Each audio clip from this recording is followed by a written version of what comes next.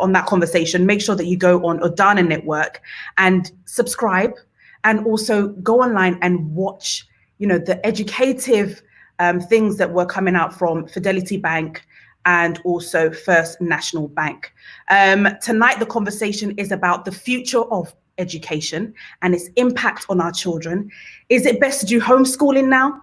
Is it best to take your children to private school? Or is normal traditional education the way to go? And I have, 4 powerful, inspirational women that are going to be speaking on tonight's show, and really kind of, 1, talking about their journey, 2, talking about the topic, and really just to kind of inspire everybody. I want to know where my people are watching me from, as always. So I've got Nancy. Hello, Nancy.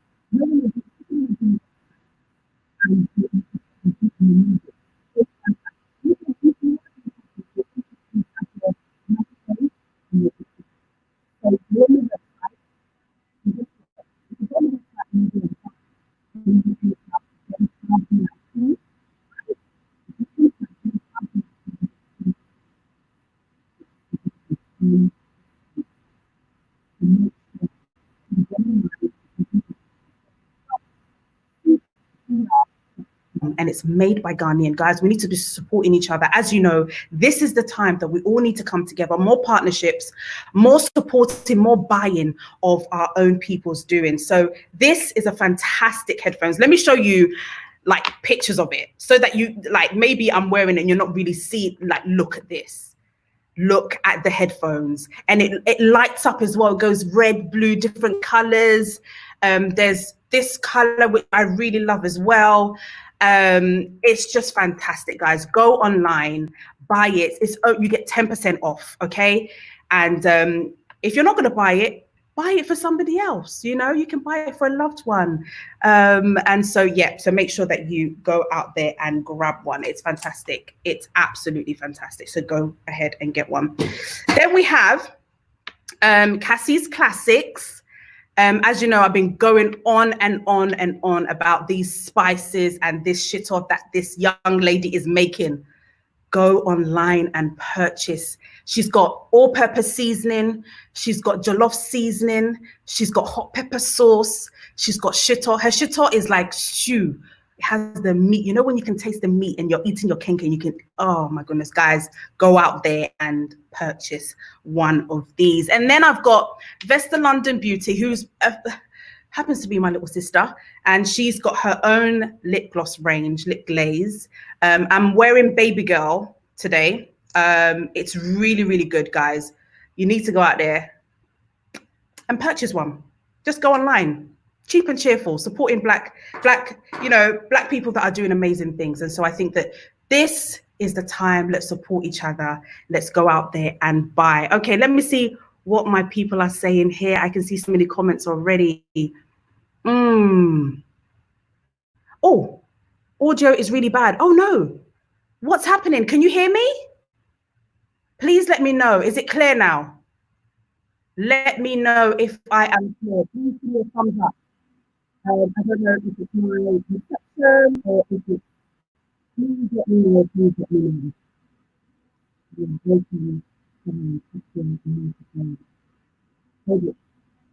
me know if you can hear me now. Is it clear? Am I clear? Can you hear me? Please do let me know. And I'm also just going to hold me to just go with me. Still off? Okay. Okay, am I off or am I on?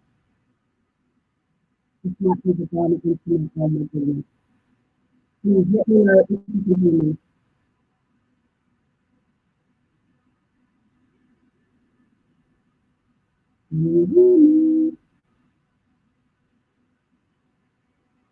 It's bad again. Hear the audio. Oh my goodness, what's happening? Oh no, it's not clear. Okay,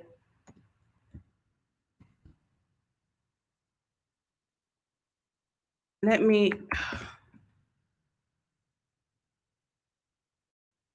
Okay, my audio's gone bad again. Let me try and see if I can change networks.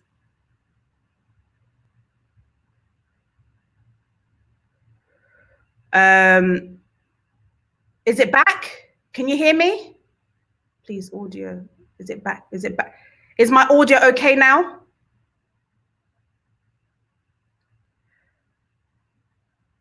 It's clear now. Thank you so much. Thank you so much, guys. I don't know what's happening. It could be the Ghana network. Forgive me. I'm hoping that it will be stable. I'm trying to see whether I can actually. It's okay. Okay. I'm not going to move. I'm going to try and stay in the same position and not do anything. Please make sure that you share your pages. Hi, Liz. Hey, Kaz. Hi, Letitia. Hi, Yvonne. Hi, Andrew. Eric. Thank you so much for letting me know when I'm going wrong. As you know, I can't tell what you guys can hear. So it's really important that you share with me. Okay, yes, it's clear. Thank you, Janet. Thank you so much. If it's your first time watching a DENTAA show, make sure that if you're watching on YouTube, you click that follow button and follow us, because we bring you so many conversations that you might want to hear. If you're watching me on Facebook, make sure that you share. There may be a loved one out there that needs to hear this conversation. You know, where is it now that you need to place your child? Is it home? Is it homeschooling? You know, now is online schooling. You know, my kids have been out of school. They've been doing online schooling with their school. And so, you know, what's the right thing to do right now? Education has been hit major way. And how is it impacting children? Turkey, we're watching from Canada. Thank you so much for joining us, Turkey. I urge you to share your page. I can see whether you share your page or not. Elizabeth, please share your page. Those of you that are watching me on Facebook, make sure that you share your page. Somebody might be out there that may benefit from this conversation. If you're also watching me on YouTube, you know YouTube, you can share on Twitter, you can share on Facebook, you can share on LinkedIn, all of these platforms, make sure that you are sharing the information. So tonight is a very important conversation we're going to be having. We have four major women who are doing well. And I think some of them are even lawyers, but they're still in the education business. And you know, they're doing amazing things, and it's about us impacting um,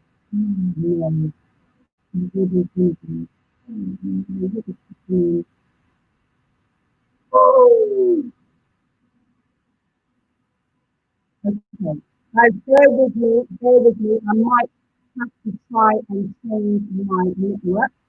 So please bear with me 1 second. I will be back. Bear with me 1 second. I will be back. Bear with me 1 second. I will be back. Hold on. Let me see if I can change my network to a better one. Bear with me.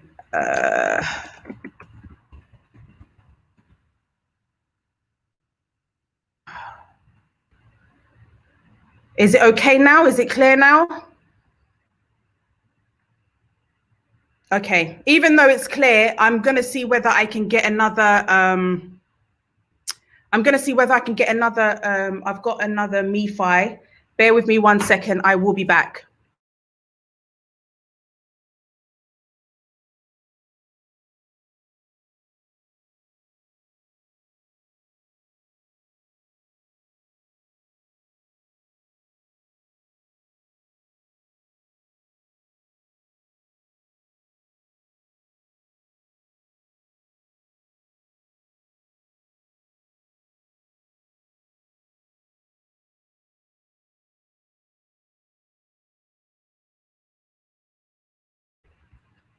Hello, everyone. Can you hear me? How's the sound? How is the sound?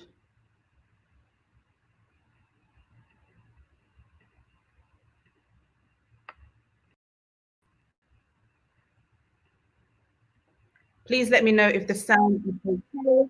Okay, great. Okay, Okay, I'm going to introduce my guest before.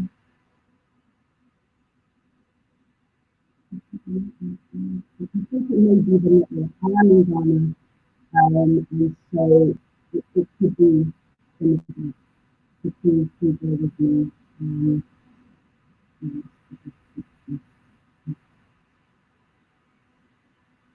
okay, so let's get this show in the way. I'm going to introduce Elaine Cunningham Walker. She was featured Forbes, the award-winning educational strategist and CEO of global consultancy Everything Education. Elaine is a mother of two boys, award-winning boys actually. They were induced by Meta with a few on Channel 4 TV, Channel 4 Genius. This is in 2015. Elaine has a lot of experience when it comes to children and education. She's very, very passionate about it. I've known her for a few years now. And for me, it's a privilege for her to be on the show. So please welcome Elaine. Hi, Elaine. Hello, how are you? I'm good, thank you. How are you? I'm good, this whole corona thing is just, it's a lot, but we're good. We're here. We thank God. Absolutely. We do thank God. And, for my viewers, for those that, don't know who Elaine is, haven't heard of Elaine before, can you give us a little background of, obviously I've introduced you a little bit, but a background of how you got into education? Well, I got into education because I got divorced. I got married at a young age and then I got divorced. And it was at that point when I got divorced that I didn't want my children to be a statistic. We all know that in this country, if you're a Black woman raising Black boys as a single mother, we all know where they end up. And I realized that even though I had had a private school education, I needed to make sure that my children had just as many opportunities as me, if not more. So I began to research in what the top people were doing, where had they gone to school and what was happening.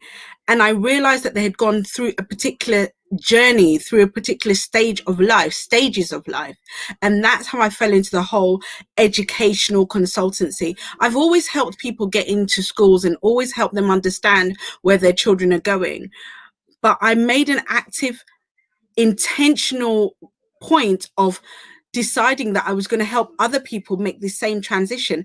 And at first I was just doing it as a hobby, but then I realized that actually I was really good at this and I had a lot of insight into it. And that's how I started the Global Educational Consultancy. And was it hard starting out? Was it very difficult? Do you know what was really challenging? Although, I had been in that system and I know how the system works and everything, what was really challenging is it's quite a male dominated industry.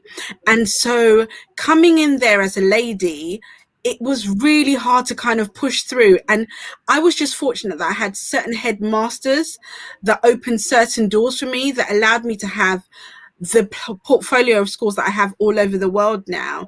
It was really challenging. And I know people just think, oh, I can just start doing that. But trust me, if they don't want to let you in their circle, they will not let you in their circle. Wow. So, but you've broken through, you've done well, you've achieved well. And, I know that you bring a lot of, even some of the private schools to Ghana as well. Tell us a bit about that. Okay, so we used to have an event called the British Boarding School Expo where we used to bring private schools over to meet with parents who wanted their kids to come over here. But somewhere along the line, we also realized that there were parents in the diaspora who also wanted their children to go to private schools here in America, in Australia, wherever. And so we started an event here called Meet the Heads. And after a while, I was being approached by American schools, Australian schools, and I'm thinking, we can't call this British Boarding School Expo anymore. So we sat down and we thought about it and we thought we'd call it Meet the Heads Global. So now we have Meet the Heads Ghana, Meet the Heads London, Meet the Heads North America, which allows us to tell parents, look, the headmaster is coming from this school, or a good representation of from this particular school is coming. So if you've got any questions, come and meet them, come and talk to them, because we all know that a decision, it's like buying a house, a decision for your child to go to school. We've got to be comfortable with the people that are going to be looking after our children, definitely. Why do you think, I mean, you're an advocate for private school. Why are you so passionate about children going into private school, especially Black people? I think that we sit there on a regular basis and we complain that there aren't people of color in prominent positions. Now, the reason why there aren't people of color in prominent positions is because they didn't go to the right schools. They don't have the right networks. They don't have the right friends. And you and I both know that networks is what opens certain doors for us. Now, if I went to a particular school and I happened to be in the class with, let's say, Prince William, at a point in time, that's my school friend. So if I need something or I need to talk to him about something, I'm picking up the phone to Prince William, you know. But if I just went to this, you know, run-of-the-mill school, that's fine, but I have to work 100 times harder to get to where I want to get to. I'm not saying you can't make it in a state school, but what I'm saying is there is a lack of diversity in these type of schools. And you know what? They are crying out for diversity. And we add so much richness to the culture of the school that why don't we go in there? Because we believe that it's not for us. That is a lie. It is for everybody. You're looking at me. I am an example of the private school system. You know, I've been in the private school system from the age of 2.5. My parents have been in it, my uncles, my aunties, my cousins. It's worked for us and it's allowed us to meet up with certain people that probably, if we'd gone to the run-of-the-mill school, we probably wouldn't have had that kind of association with. And also, there's a certain private school kind of conditions you in a way. So you can tell when somebody walks in, the way that they talk, their mannerisms, that they went to a private school. And we want our children to have that, because very often boys of color, girls of color are misunderstood because of certain mannerisms that we culturally use. And there's nothing wrong with those mannerisms, but we want to get into certain corridors of power. We want to sit at certain tables. So you know what? I'm going to speak a certain way and act a certain way. And then when I get there, I'm going to be the advocate for my people. Just like you are doing amazing things for now it's the African continent, you know. But I believe that it's your passion that got you there. And for me, because of the certain tables that I want to sit at, if I'm sitting in front of a white headmaster, I need to be able to sound like him. I'm going to look like him, but sound like him, because then he begins to think twice, and he thinks, no, this girl has been to the same institutions that I've been to. You know, and I very often call those institutions the houses of Pharaoh. And we often talk about Moses, and he led the Israelites, you know, out of Egypt. The reason why he was able to do that was because he was raised in the house of Pharaoh. He was raised a particular way. So if that is okay for Moses, why is it not okay for us? Now, these houses of Pharaoh are these institutions, these private schools. There's Russell Group universities. They allow us to have a seat at certain tables that we normally wouldn't have had access to. But aren't those tables very expensive to get to? Not every parent can afford to have their children in private school. So how does a parent go around this? Do you know what? They are expensive. I'm not going to lie. They are expensive, but there are ways to get in there. And the reason why there's not many of us in there is because we look at the price and we're just like, no, it's not for me. But there are scholarships to get into the schools. There are bursaries to get into the schools. There are charities that will pay your child's school fees. And the reason why we don't know about these things is because nobody will tell you unless you go out of your way to ask. There are schools crying out for children. And I don't like to use the term deprived income or deprived background. What I want to use is the term that I just don't know. You know, I just lack the knowledge, and there's nothing wrong with saying that. You know, my children are at schools where one is a drama scholar and one is a music scholar. That's because I was intentional about the decisions that I made. And so I think that a lot of our people don't understand that there's a difference between a scholarship, a bursary, charity. And, you know, there are charities and there are schools that will pay for 110% for your child to go through that school. That means they will pay for your uniform. They'll pay for school trips. They'll pay for all your dinners. Some of them will even pay for travel to and from home. But that's about learning, knowing what you're going for and having a strategic plan. I always say that education is more about strategy than it is about the academics.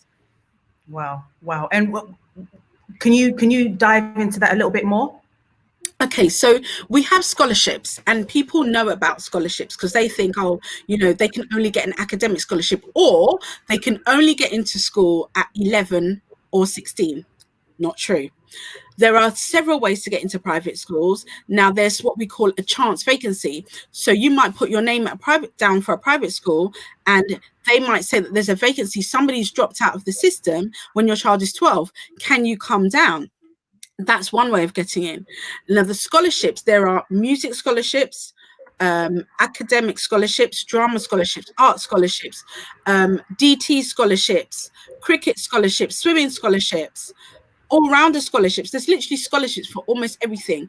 There are debating scholarships. There was one that I saw the other day that was about ballet scholarships. Now, the scholarships tend to give you only up to about 15% of the fees off.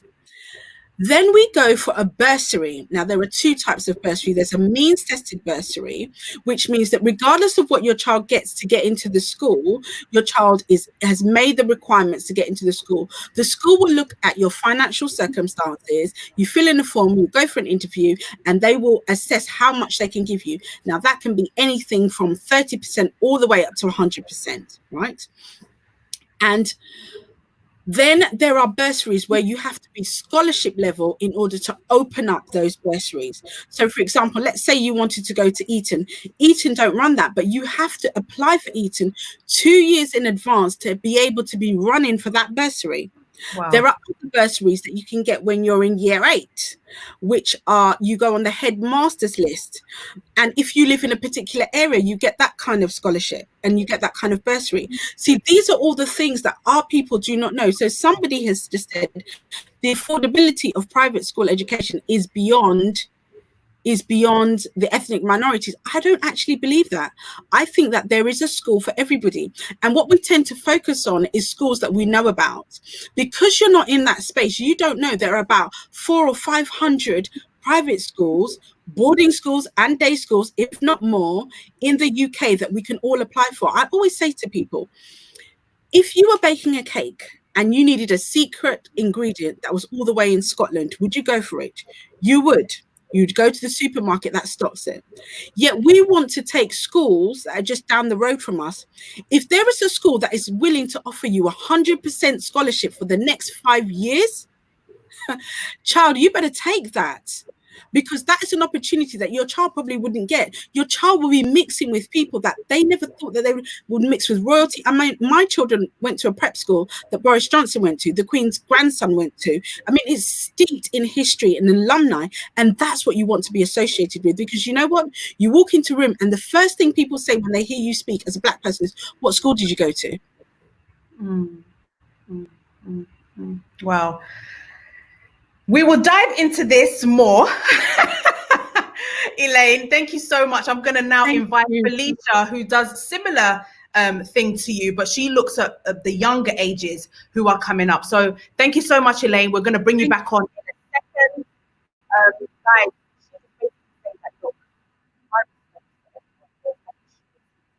for your child. Now, Felicia, I know she's older than she. Yes, she is. And, you know, as well as the consultant for education and for advocacy and for she's also a lawyer. Yes, she's also a lawyer. The other side that she's a lawyer, she's welcome.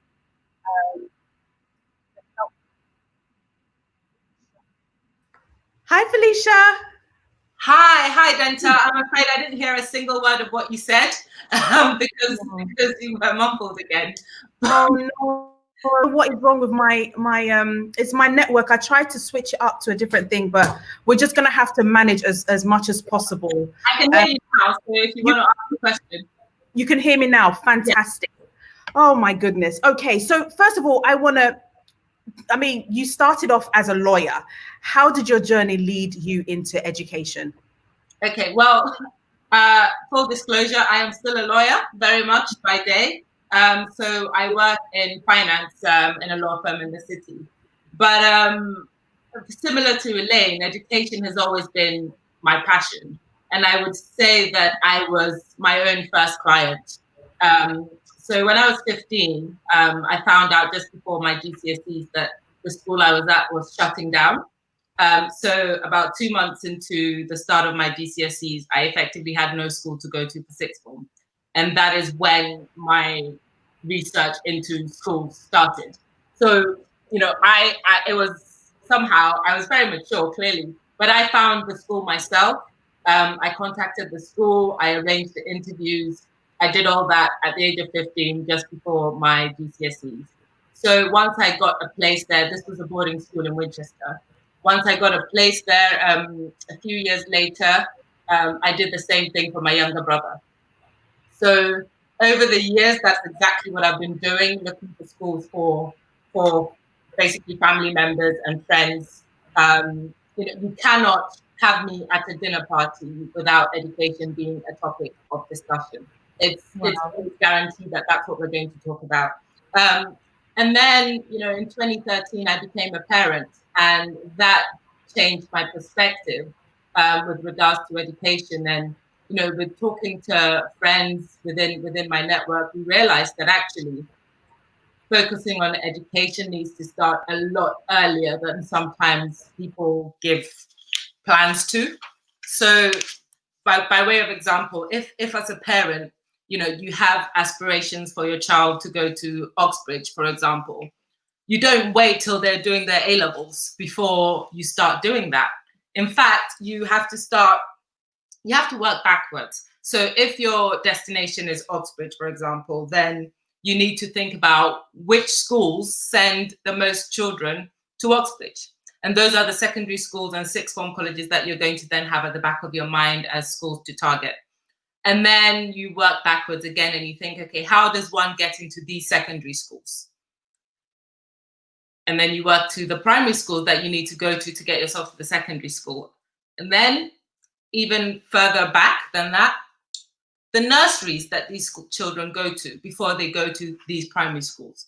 And so what you realize is that for the most part, especially if you have your 20-week scan and you find out that you're having a boy, that is when you should start doing your research into what schools you want your son to go to. Because by the time they are born, you know, you hear stories of crazy parents in West London in particular, who basically have the application form ready to deliver to the school, and all they need is the date of birth and the time of birth. And as soon as that happens, the mum sends the dad straight to the school to register their child. You know, that's how far back you need to start. If you're a girl, you can be a little bit lazier and start maybe when they're 2. So what I plan to do, what HOQ Schools Consultant does, is to get parents as early as possible. Because as Elaine said, you have to be absolutely intentional about how you do this and your strategy for your child and their education. So you don't just sort of hope for the best and ride your way through thinking everything will be great. You have to be intentional. The most successful children, if you find out, it's because their parents were very much involved in their education from day one. So in terms of what I do in my capacity as a schools consultant, my target client is someone whose child has not started school yet. Because I think that is when you can really start thinking. I mean, you basically aim for the stars, and then it's, even if you don't achieve that, you're not going to be too far off. You know, we need to think about this from a very early age. So my target for the most part is for parents in the UK going through the system, but I also would consider people in Ghana, but only from 7. If you're in Ghana, the chances are, you know, you're already in the system and you're starting to think about aspiring for them to come to the UK for education. But very much primary school is my focus, and preferably before then, because I think it is so important. That is when people are making decisions that have lifelong impact. It sounds like I'm exaggerating, but actually not. So you think that they should start private school at that age? No, I think you should start your strategy before they're born. Private school, I mean, you have to look at your own individual circumstances. for the most part, as far as when I was doing school tours for my own child, I reached the conclusion that from an academic perspective, you do not get that much difference between state and private until you hit year 3. So I actually started my daughter in a local state primary school, and a very good one because I did the research there. But I moved her after a year into a private prep because I realized that it is not, as Elaine said, not just about academics. There is so much more. So yes, academically, I don't think there is that much difference at that young level. But, you know, the disparity starts so young. I put it at year 3, but in my experience, it actually started earlier. And so, you know, for my older child, she's become an experiment as well as I go through this process. So what I would say is, if financially you find that it is challenging, then you have to take it upon yourself as a parent to make sure you cover the academics at home and you do all the extracurriculars. If you're not paying for fees, you have a lot of money for extracurricular activities. So, you know, you can do sports, you can do music, you can do drama, you can pay for these, and the cost is not as much as paying for school fees, for example. And what I would say is, even the people in private schools are still doing all these extracurriculars outside of school. So this is everything that you need to be doing, even to keep your child on a level playing field with other children. So I think if you make the decision that, you know, financially it is better to wait for, you know, 11 plus, so to go to secondary school, you can't relax. That is when you have to put in the hours, both from their academic perspective to make sure that they don't fall behind, and then also to make sure that they've got enough extracurricular activities, that they are well-rounded. As Elaine said, you know, there are financial options available at various other primary schools. You don't have to wait necessarily. There is a way in this country, as in the UK, to have a perfectly good education without paying for it. But as a parent, you have to be very, very, very intentional. So, for example, you can go to the top grammar schools in London, and they academically achieve, you know, in the top 20 of the country. So take Queen Elizabeth Boys School in Barnet. In fact, both of these schools happen to be in Barnet, and Henrietta Barnet for girls. These two schools have historically consistently come into the top 10 nationally, and they are grammar schools, so they are free. You do not pay to go there. So what you ask yourself is, and they have, you know, if we're thinking about sort of Oxbridge as the destination, they have about usually at least 20% of their year going to Oxbridge. So if financially you feel like you are unable to afford for the whole schooling system, you can still get a good academic, and I'm just talking about academic here. You can get a good academic education for them, which is on par with the states, with the fee-paying schools. But as Elaine said, when you pay for these schools, you're also paying for a network, and you have to decide what you're going to prioritize. You know, and at what stage you decide to prioritize it. If, you know, the financials don't work, and that means that you have to do an awful lot to get your child ready to sit those 11 pluses. If your child is in a state school, to prepare for 11 plus, I will say you start on the first day of reception. You start preparing them from reception, because what you're doing then is just getting them to a point where they are not falling behind their peers at other academic schools. And then what you do is, by the time they get to year 3, you step it up. From year 3, your child should be working at least 2 years above the national curriculum if you are going to have a successful 11 plus candidate. And so you have to do all. The parents should not underestimate how much they need to do to help and to support their child. You know, even if your child is in a private prep school. And sometimes I think a lot of parents have the view that because they are paying an awful lot of money, that they can effectively outsource the education. But what you have to realize is that effectively it is a partnership between the parents and the school, whether you're paying or not. And if you have that and you accept that, then you realize ultimately that for your child to be truly successful, parental input is absolutely vital. I think I saw a question about nature or nurture. Chrissy, can you bring that question back up about the nature and nurture? I think she'll just find the question quickly. I mean, just generally, I am. It's on the screen. Yeah, I am 100% nurture. You know, I think that people are obviously born with certain potential, you know, at the outset. But if that potential is not harnessed and developed, they're not gonna reach that potential. And there are people that are born okay, but if they actually work hard, you'll find that they will exceed the person that had the natural talent, if you could call it that. It's very much like the 10,000 hour principle that Malcolm Gladwell. If anybody hasn't read Outliers by Malcolm Gladwell, I absolutely 100% recommend it as a book to read. It is very enlightening. You know, what he says is to be very good at something, you have to put 10,000 hours into it. You know, and I have that approach to education and to raising your children, because if you want them to be good at something, they have to put the hours in. And it helps them also to develop the growth mindset, because what you really want is, I'm not a fan of telling my children that they're clever, because that is almost rewarding them for something that they think they are.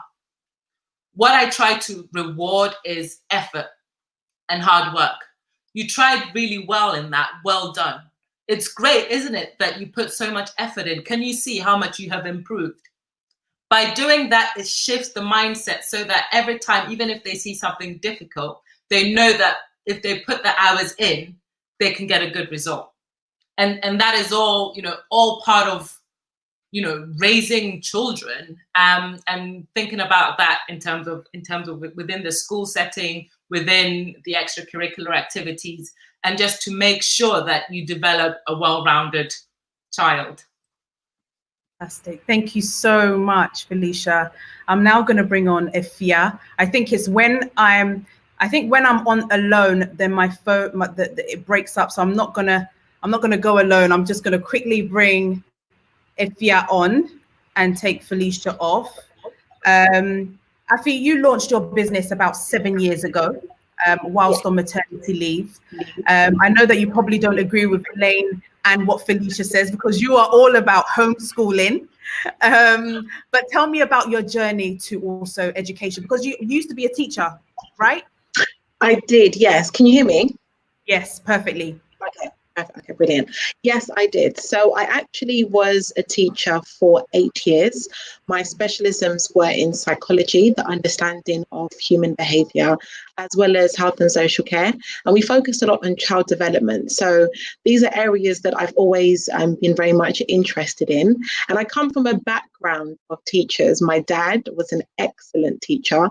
My auntie was a head teacher. My mum went to teacher training college. My brother was a teacher and even wrote textbooks at secondary school in Ghana. So it definitely is in the blood. But I remember having children and something started to change in me. I had a conversation with my then pastor's wife, who used to be an assistant head teacher, and she was explaining why she left. And she was saying that she felt as if here she was investing in other people's children, but who was investing in hers?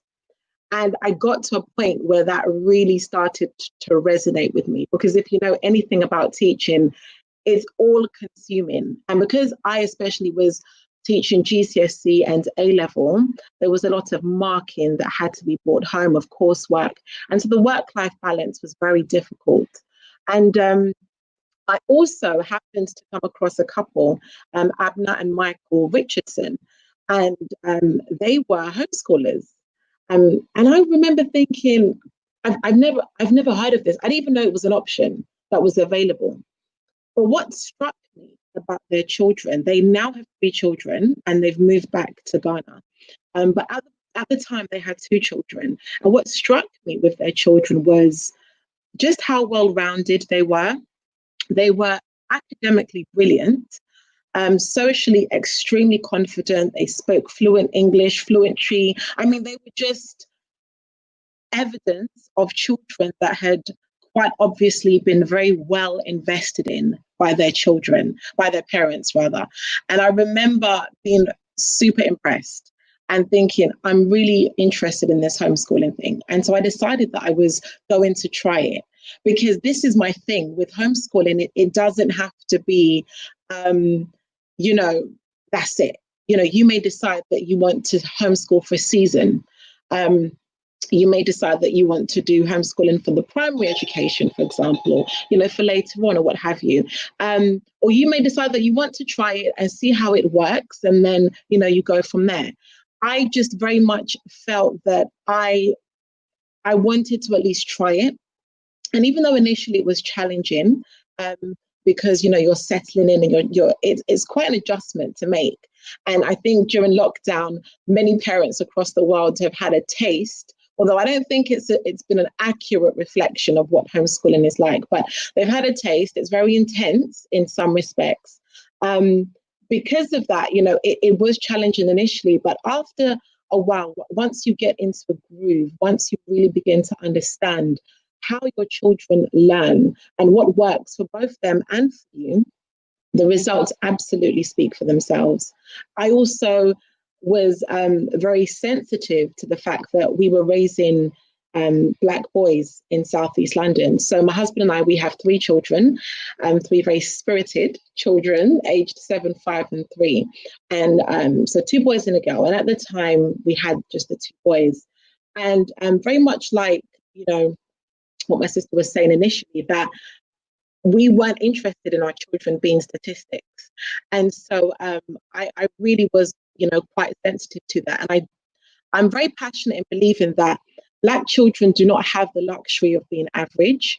They have to oftentimes be excellent to have average opportunities. And so we just really wanted to do our very best in terms of equipping them with everything that we had available to us, you know, and what better way than with homeschooling. So yeah, that's been the journey so far. I mean, okay, so this lockdown and the children being at home, I'm just like, God, because I don't know how teachers are able to cope with children, because I've been having to do the online schooling with them and making sure, but I feel like it's really difficult because I feel like at home there's quite a lot of distraction around. You know, how do parents get over that hurdle? Sure. So I actually, I run my own business. And besides that, my husband and I were in the ministry. So my husband is a pastor as well. So I wear many hats, and I completely empathize with the fact that it's the struggle to juggle. I get it completely. I think what's important is the way that I've been able to kind of navigate through that is just being very disciplined, being extremely protective over my time as well as their learning time, being organized, being structured, and also bearing in mind that, you know, it's not like the school day. They don't have to be educated from 9 till 3, you know, because it's a lot more one-to-one in terms of how you are teaching them.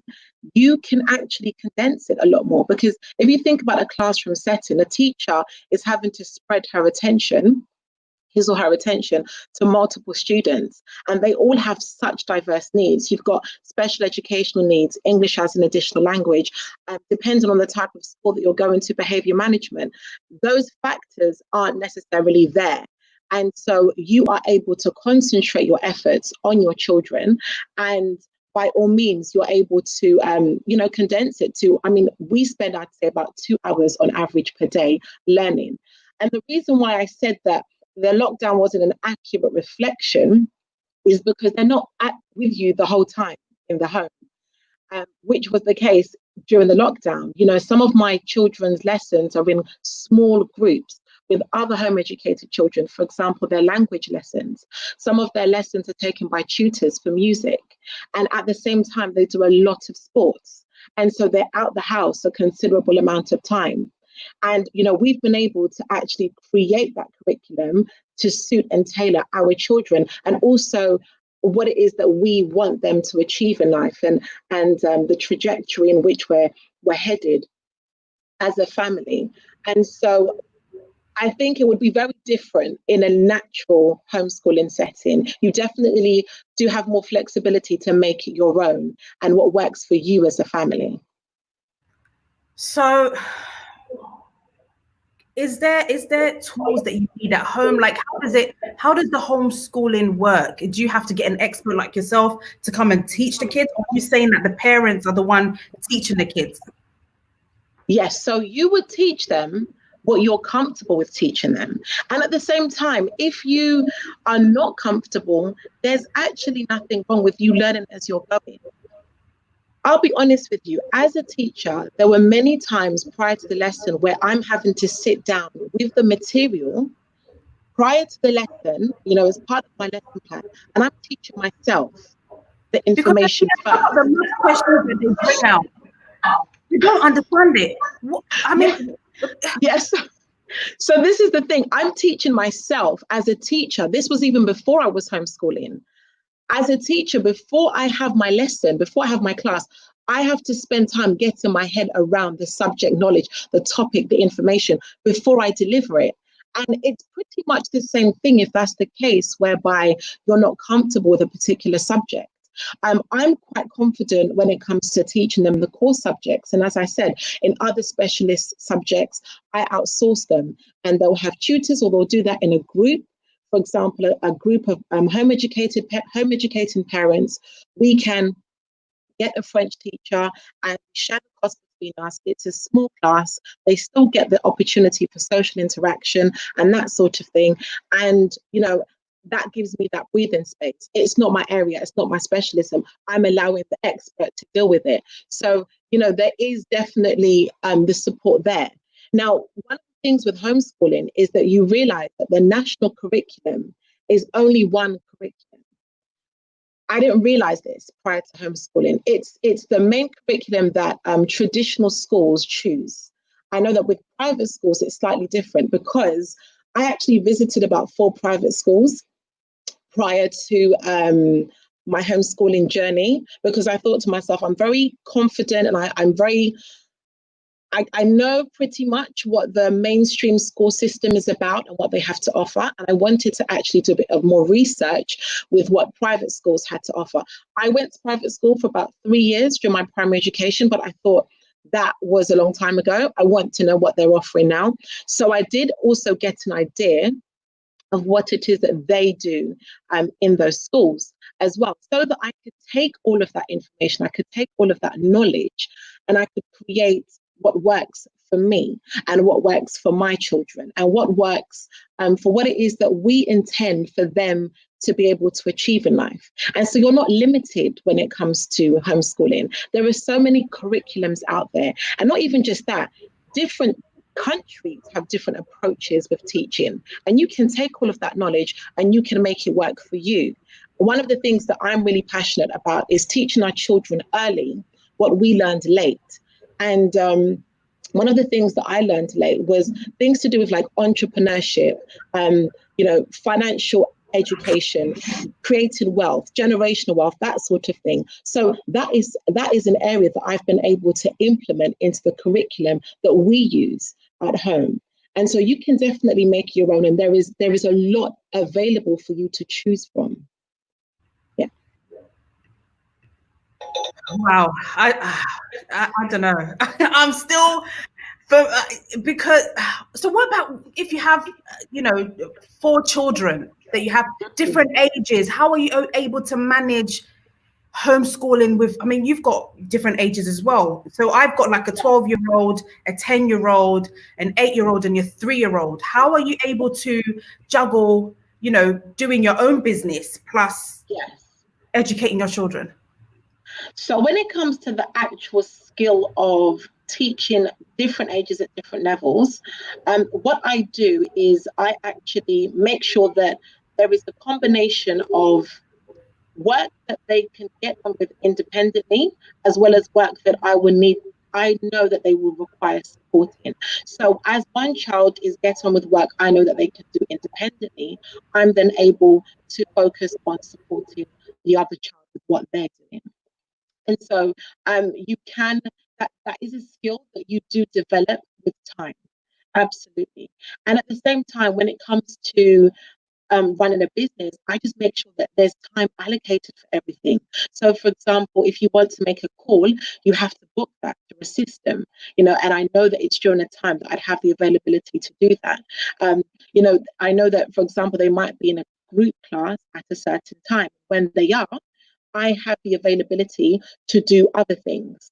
Or if it's the case that they're doing something independently on the computer, for example, again, that gives me the option to do other things. But what I want to stress, and I realized this during the lockdown, because I had so many people in my circle, for example, and so many friends that were very much like almost powerless, you know, like, what do we do here? What do we do with these children? And it made me realize how much we as parents oftentimes depend on the education system, not just for education, but I would also argue for childcare and for how our children spend their time.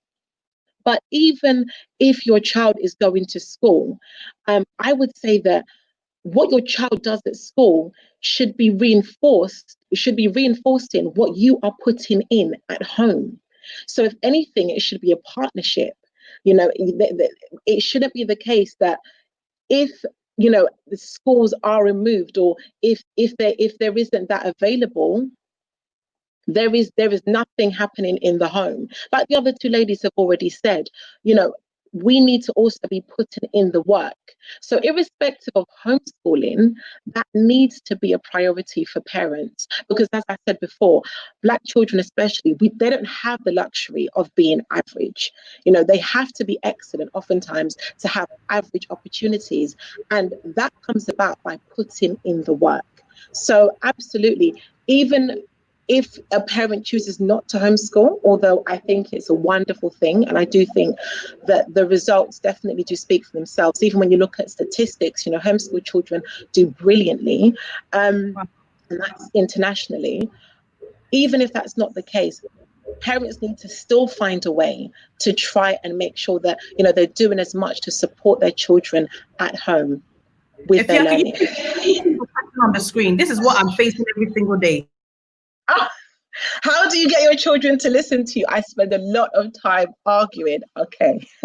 So I think one of the things is learning how your children learn.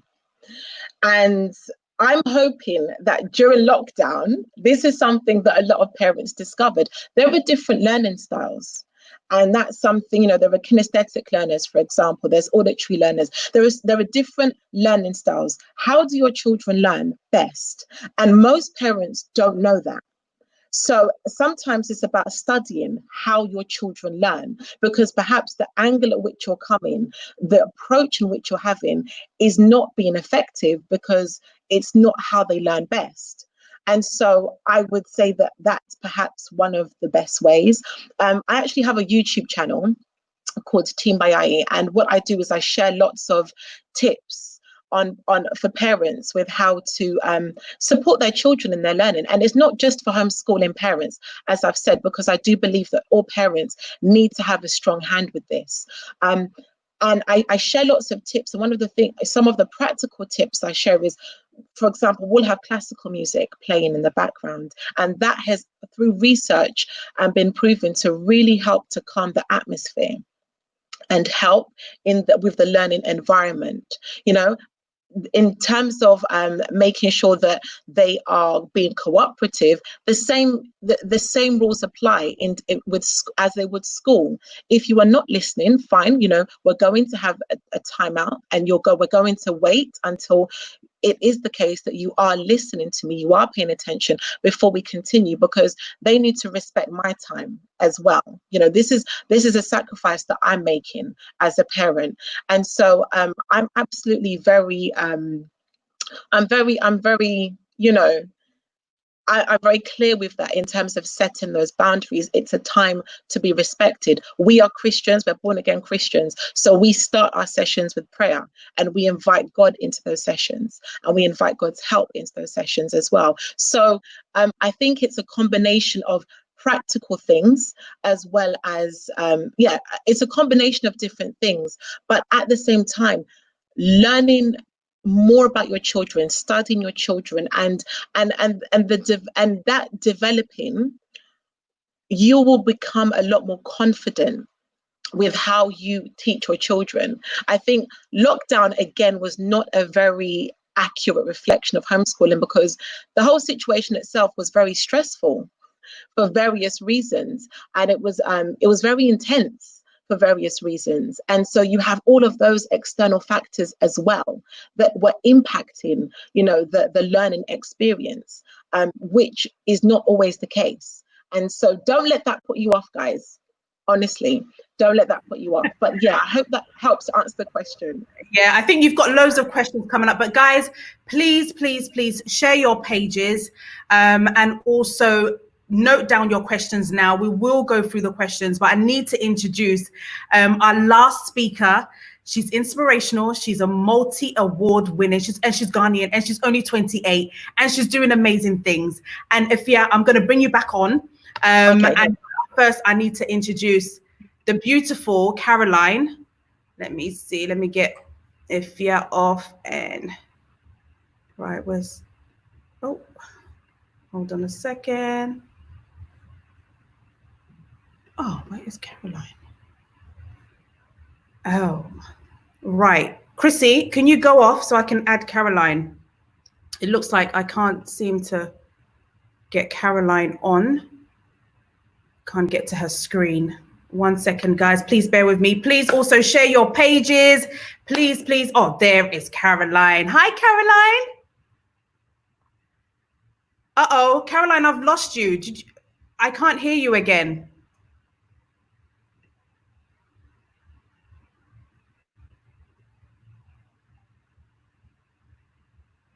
Oh no, I've lost Caroline again. Let me see whether, okay, Caroline? Okay, you might have to, are you on your phone or your laptop again? Okay, try and log on with your phone again. See if we can get you. I'm so sorry.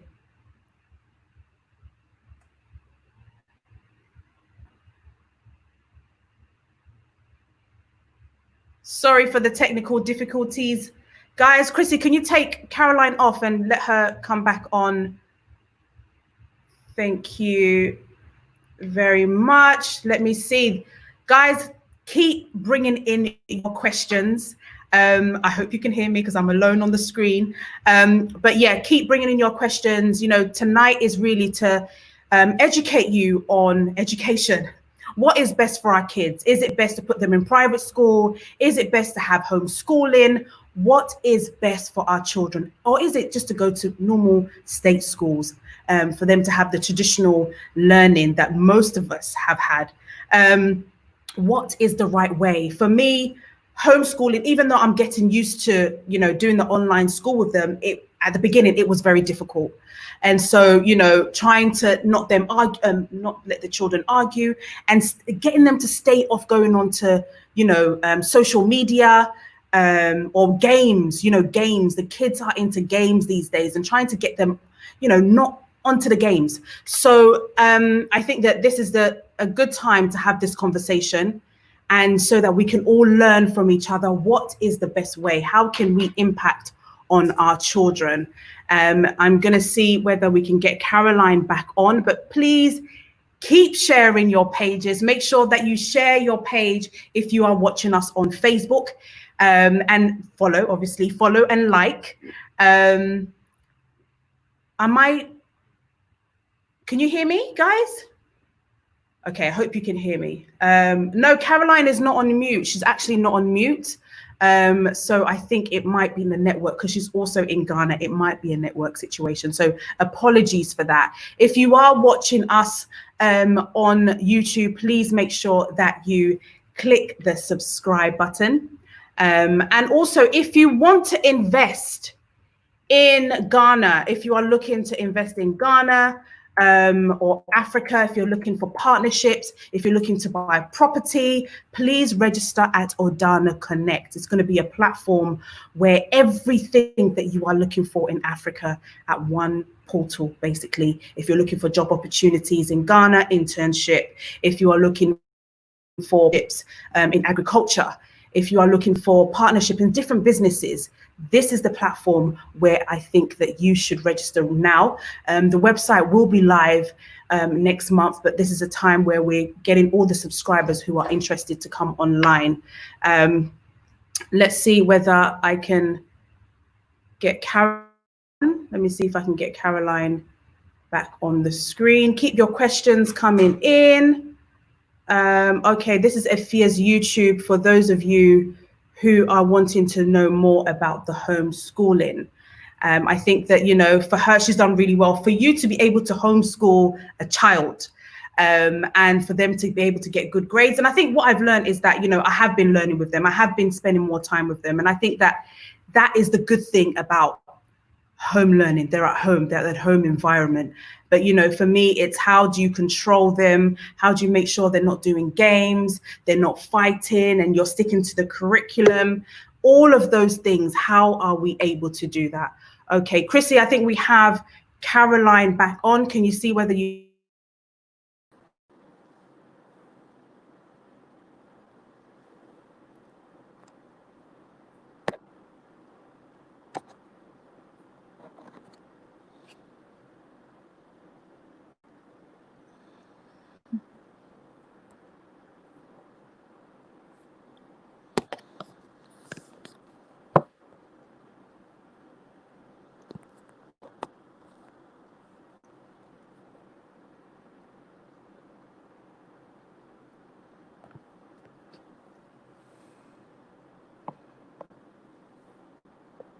Hi.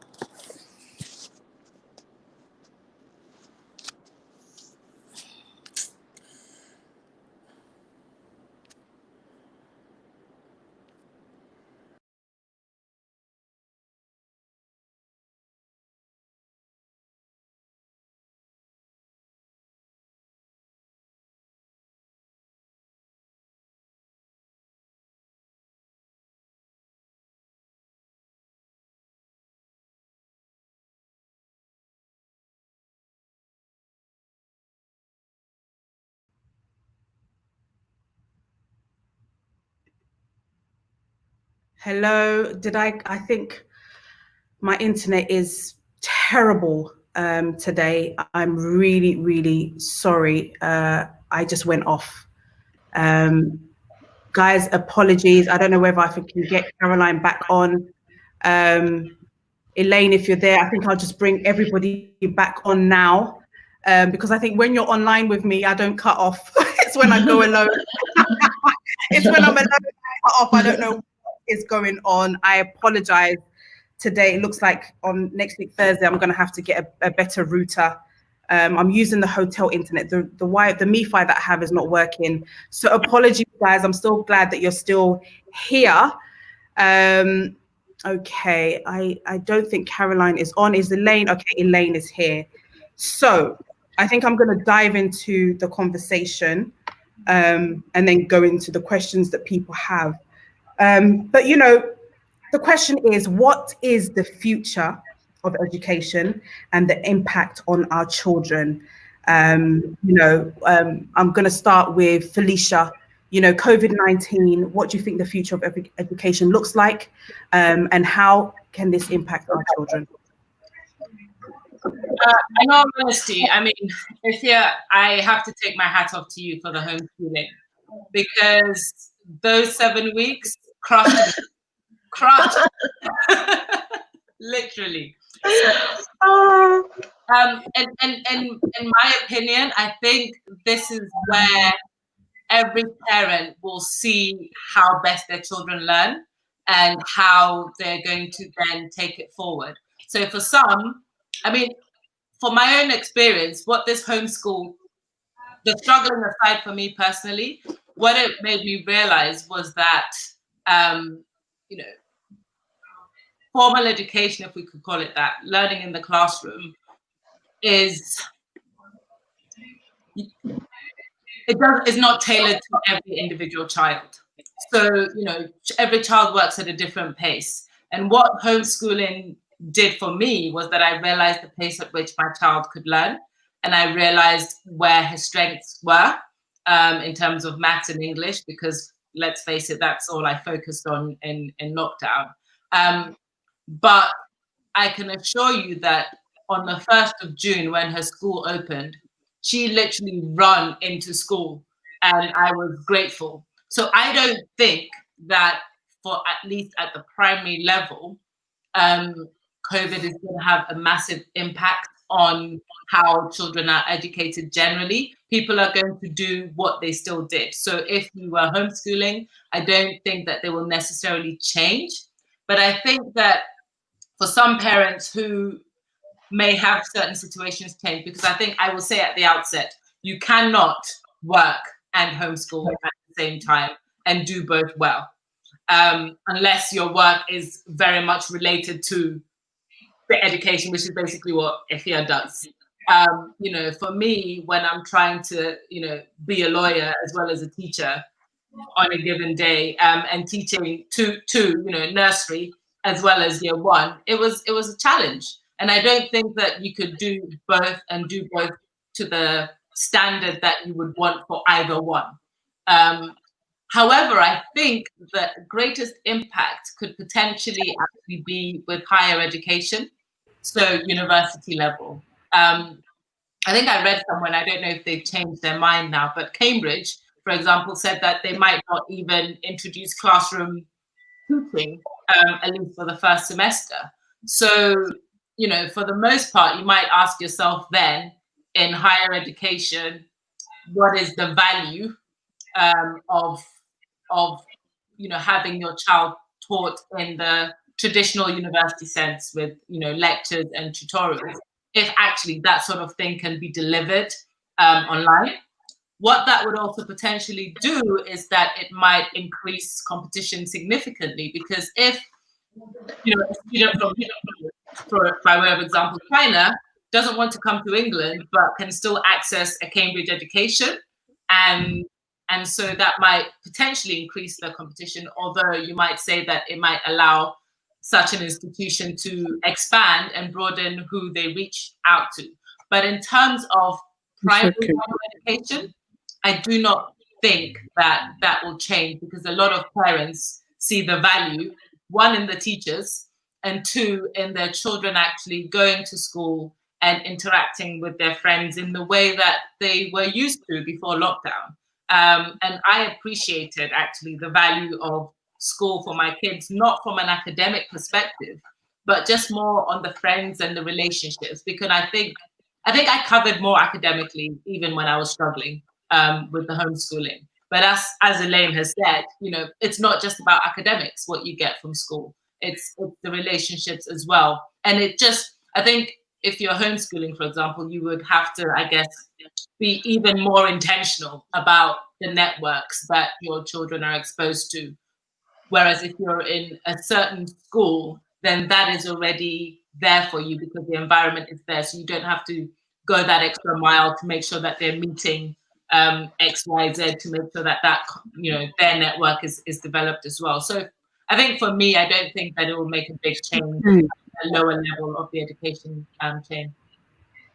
Yeah, I mean, Fia, I mean, somebody's again saying on the screen, it's been challenging time for me working at home as well as ensuring that the boys engage with their homework. You know, how, you know, COVID-19 has, you know, made everybody, you know that actually home is where you have to be and you can't go out, and you know, everything has to be from the home. And so this is another parent that is struggling to juggle her doing her work plus managing the children and making sure that their homework is done. What's your advice to them? I think so. Just to respond to what Felicia said, the work that I do is actually completely unrelated to education. So my business is floral design and event styling. My business is called Afmina Events. And I would argue that it is actually possible to do both and do well. So our company is a multi-award winning company, and we have, you know, for example, one of our recent clients was Ian Wright, and so we've done, you know, not too bad. I'm quite proud of you know, where we've got to.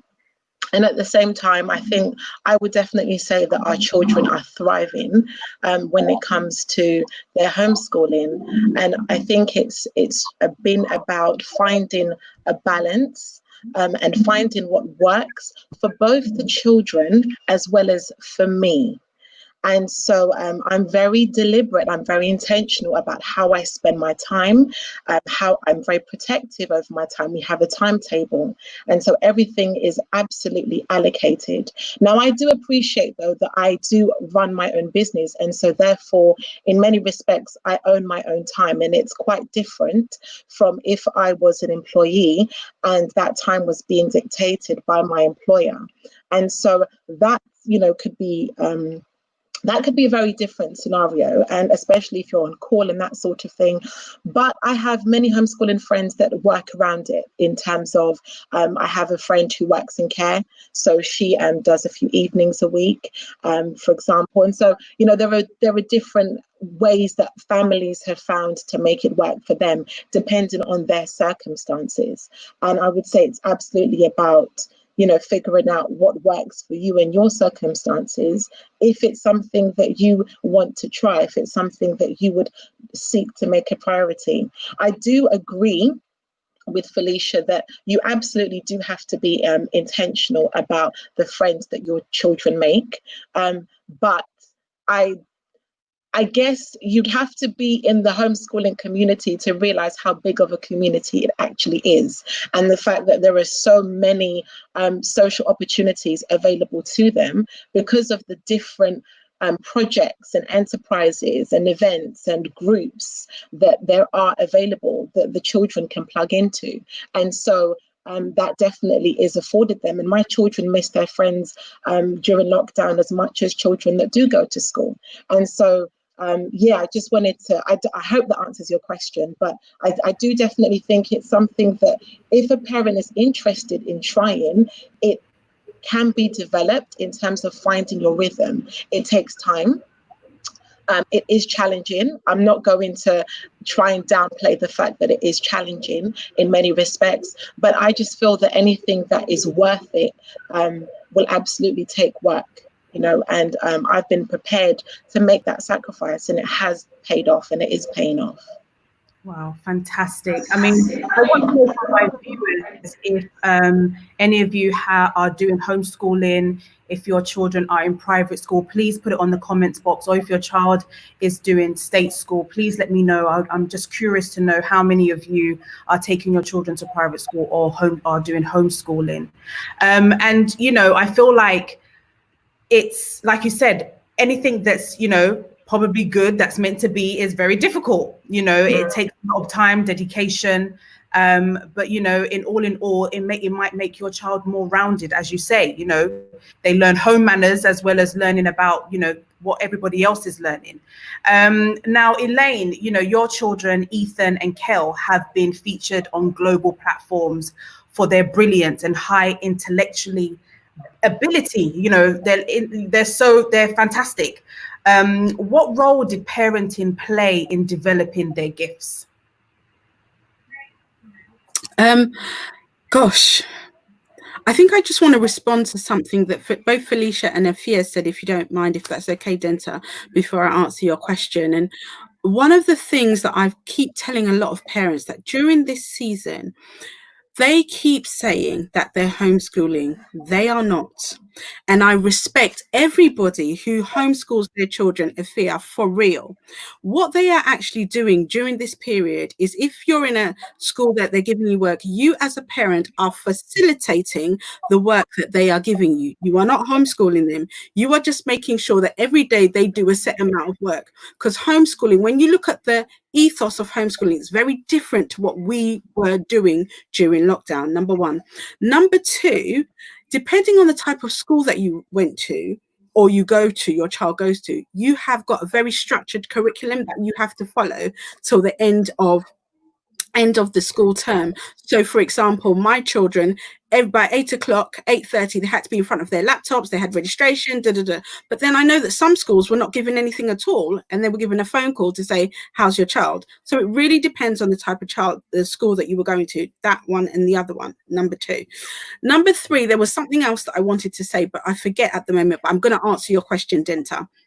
So how much was parenting involved in the success? And thank you so much. I mean, my kids were nominated for a Goober in 2015. I saw the pictures the other day. They were so tiny, and they're big boys now, you know, in their 6-footers.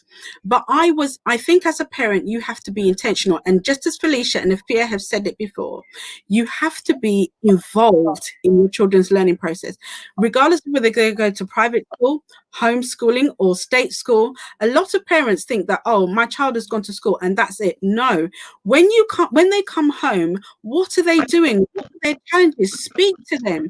When you go to parent evening, are you taking a notebook with you? Are you just listening to everything that the teacher tells you? You have a right to question people. You have a right to say, listen, you have a duty of care. Any child, whether you're paying for it or not paying for it, and even if it's a state school, you're still paying for it through your taxes. So when you get there, you should be able to say, excuse me, you have a duty as a teacher to support my child in this area. What's going on? What can I do as a parent to help them? Research. My brother always says that we all have access to the same resources. Google is our friend. We need to stop behaving as if the teachers have got all the answers, because sometimes they don't. My children go to private schools. However, when I don't trust a maths teacher, I still get a tutor that tutors them at the same time. And sometimes I've had teachers say to me, oh, you know, it's okay, they can relax. No, they can't relax, because they're black children. I need to make sure they're at the top. We need to make sure that when you get the 100%, there is no confusion about whether you got the 100% or you didn't get the 100%, you know, because very often it's like, oh, she just made it. No, we want to make sure that we make it. And that's how we're going to do it. So I think as a parent, like Felicia said, like Afia said, you have to be intentional. You have to be strategic. I always say this.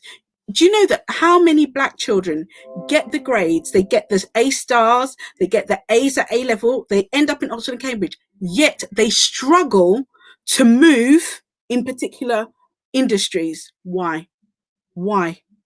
Because there was no strategy behind it. I always say that nothing just happens. See, Barack Obama is Barack Obama because he had a strategy. Do you think that his wife didn't know what she was doing? She knew exactly what she was doing. You know, I always say to people, come to me when it comes to careers advice, and they say maybe they want to go in investment banking. And I all of the children that come to me are my children. I have 2 biological children that I pushed out, but the rest of them are my children as well. And they come to me and I say to them, okay, you want to invest in banker. What's the criteria? What do you look like? I'm not being funny, but if you're overweight, you need to lose weight, because there are no fat investment bankers out there at the front of things. They're at the back office. They're not at the front engaging. They're not breaking the deals. They put you in the back office because they don't want anybody to see you. Now we want to be at the front. So what do you need to look like? How do I need to be strategic in order to get that position? I was speaking to somebody the other day and I said, oh, I want to be X, Y, and Z in 4 years' time. She said, what's the category? What's the criteria, Elaine? What do you need to look like? How do you need to show up? How do you need to be present? And Afia, you said something about learning things later on in life in terms of entrepreneurism. Now, for me, when I was at school, we did young enterprise. And I know maybe a lot of Black parents, Ghanaian parents don't know about it, but Young Enterprise is a scheme that's there that goes into private schools that shows you the art of business at a very young age, from 13. So you form, you can be with different corporations. So you form a business and you have seed money, and then you make that happen. There's another thing. The Prince of Charles Trust do it. There are so many things out there that we lack knowledge, so we don't know about them. So whether you're in the private school, yes, I must admit that the private school opens up more opportunities, but the opportunities are there for everybody. If your child, somebody said, for me, private schools in the UK are incredibly expensive, and it can be draining if your child decides not to work in the field that they studied and completely divert into something entirely differently. Well, Kakara, that's really interesting. Do you know that I got into dentistry at King's College? If I say that I started off as a dentist and now here I am as an educational consultant, totally different. But what I think that private school and our home life as well allows us to adapt to change. That we don't have to necessarily be in the thing that we studied. I've got friends who did law. Now they are yoga instructors and they are holding yoga retreats all over the world. It really comes down to what your fulfillment is. You know, I have a child that tells me that his goal in life is to be on the Voice. And I'm thinking, child, I'm paying a lot of money for your school fees. We can't be having that kind of conversation. But you know what? I'm going to nurture you to get there, but at the same time, I'm going to look at what your side hustle is. Maybe you're an entrepreneur in the making, and people always talk about Mark Zuckerberg and Richard Branson, who fell out of school and they've gone into entrepreneurism and blah, blah. Yeah, but they went to private schools. They went to private schools. They had the right backing. They had the right family life. And I think family life is really, really important. Is it a right time to discuss the Black history curricula in schools? Yes, I think it is. I'm going to leave it there, but we can have a general discussion. I think it is. And I think I've been asked by several schools to help them with their anti-racism policy and changing their curriculums to include the Black history. And one thing that I've realized is that during this season, there's been a lot of students that have been left behind, particularly Black students. So what I'm working on during the summer is I'm working with one of the biggest tutoring agencies in the country to put on subsidized learning packages, summer schools for our children that we feel have been left behind. They don't necessarily, but we want to bring them up to a stage. And these are all people that have been to private schools, so they understand the standards. So like Felicia said, we should, if you want to be operating at those levels, you've got to be 2 years ahead. They're going to make sure that your children are 2 years ahead, that they're not lagging behind in September. Oh, what a shame. COVID-19 child. No, we're not having that. We're coming out owning the place. Okay. Ifya, how do you deal with the child not socializing with other children? How does that work with homeschooling? I think that's a big assumption that a lot of people have when it comes to homeschooling, that they aren't socialized. So let me just give my children as an example. So I cover English, maths, and science, as well as geography. They have French lessons and tree lessons in classes with other children. They also do sports. They do athletics, swimming and football, gymnastics for my daughter because I'm just a bit sexist. And so they have their friends and their sports groups as well as their classes. They also, I've lost my train of thought. Okay, their music lessons are done by their tutors, and that's in the home. And, you know, there are other groups, like, for example, I mentioned my friend Abna, she had a group called Destination Africa, which was a Saturday group. And that very much, you know, relates to the question that was just asked by that person about, you know, the Black curricula, and it was very much filling the gap when it comes to the Black curriculum. And it's been set up in Ghana at the moment. I'm more than happy to provide the details in the comments afterwards. So essentially, there are these many groups that they do belong to where they do have friends. And, you know, they have their friends at church, they have their family. My friends that have children are their friends. And, you know, one has to wonder, like, how many friends does a child that's 7 need, or that's 5 need, you know?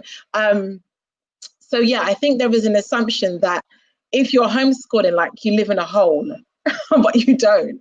You know, they've got a better social life than me, if I'm honest with you. So that is not so much an issue. I do actually want to pick up on something that Elaine said. I remember watching a documentary, and it was a man that he followed four, I don't know if any of you watched this, he followed four young men who'd gone through university. There was a black guy, an Asian guy, and a white guy. And they all did fairly well at university, especially the Asian gentleman. He got first class degree at a very good university. And what he was doing was he was following them through their journey and how they were able to get jobs, good jobs. So the guy that was white, he was able to quite easily get a job because of, you know, absolutely, I'm quite sure that, you know, what he looked like helped, but there was a lot of confidence that he had. And so one of the things that this documentary did was it kind of explored this whole issue with confidence, and it was talking about how when a lot of white middle class children are in the home, they sit around the dinner table, they're engaged in conversation, and from a young age those types of experiences help children to know that their opinions are valid. You know, when they go to the GP surgery and there's something wrong, you know, their parents will ask them to address the doctor and to explain what are the symptoms, what's the problem. And oftentimes in African culture especially, children are seen and not heard. They're not necessarily encouraged to engage in conversations with adults, you know. And absolutely, you know, we do, you know, believe in children having boundaries and that sort of thing. But it's interesting how these types of experiences absolutely do help to foster and develop confidence in a lot of children, and that oftentimes opens so many doors. So what was it that Elaine was saying that made me want to think on that? I think it was just talking about the holistic aspect of your approach with teaching, because it's not just about the education, it's how they carry themselves. The Asian gentleman, he was excellent, he was academically brilliant, but he didn't know how to articulate himself in an interview. He didn't know how to express himself confidently. And so this is where, you know, the issues to do with public speaking, debating, all of those skills are very important in terms of, you know, a well-rounded approach when it comes to our children. And you know, when it comes to the way that we homeschool, our curriculum is tailored. So we've been able, you know, to research different approaches, different styles of learning, and different philosophies and ideologies, and we've incorporated all of that into our curriculum. So we're not limited by the pace or the structure of a particular curriculum, like the national curriculum, for example. And we can spend as much time as we want on any particular topic, and we can go as deep as we want as well with certain topics. And so that really does help to create a very rich learning experience. But I digress slightly. I just wanted to kind of elaborate on that point that Elaine made, that absolutely it's really important that we're not just looking at the academic side of things, how they carry themselves, you know, how they are able to articulate and express themselves. We have to be very deliberate about all of those things. So yeah. Okay, Felicia, can you take the question back on the screen? Yeah, absolutely. Listen, Laurentia, honestly, if the school is not doing enough and you have had conversations with the school and you don't think that is getting anywhere, you have to take it upon yourself. And what I mean is you don't have to pay for a tutor. There are so many resources out there. There are books, there are, you know, if you Google anything, YouTube, how to, you know, solve quadratic equations, I am sure you will find a YouTube clip. So you don't have to understand it, but you need to give your child the tools so that he can do it himself. Because ultimately, once, you know, they get beyond school and university, that's how they learn anyway. So you cannot rely on the school completely, especially if, you know, you get the sense that they're not helping him. You have to take ownership of it. And you can't, I would suggest that you do not use the excuse of affordability. because we are in an age where a lot of things are available on the internet, on his phone, you know, or her phone. You can literally find anything you want on the net. There are also free resources available online, so you don't even have to buy the books. But you have to be, again, my favorite word, you have to be intentional. You have to take ownership of it, and you have to do it, and you have to assist your son, and you will find that he will get it, and then he will improve, and then suddenly the school will be interested in helping him. But you know, you can do it yourself without getting an outside tutor, by virtue of the fact that the internet is a fantastic place for learning. Yeah, definitely. And how if I want to go back to, how easy is it to start home learning? You know, what's the process like? How do you start it? And are you able to, for, you know, a traveling mum like myself, are you able to take your children anywhere that you may find yourself and still homeschool them? How does it work? So if your child is in school and as a parent you decide to remove them from school, the homeschooling community is so diverse. There are many different reasons why people go into homeschooling.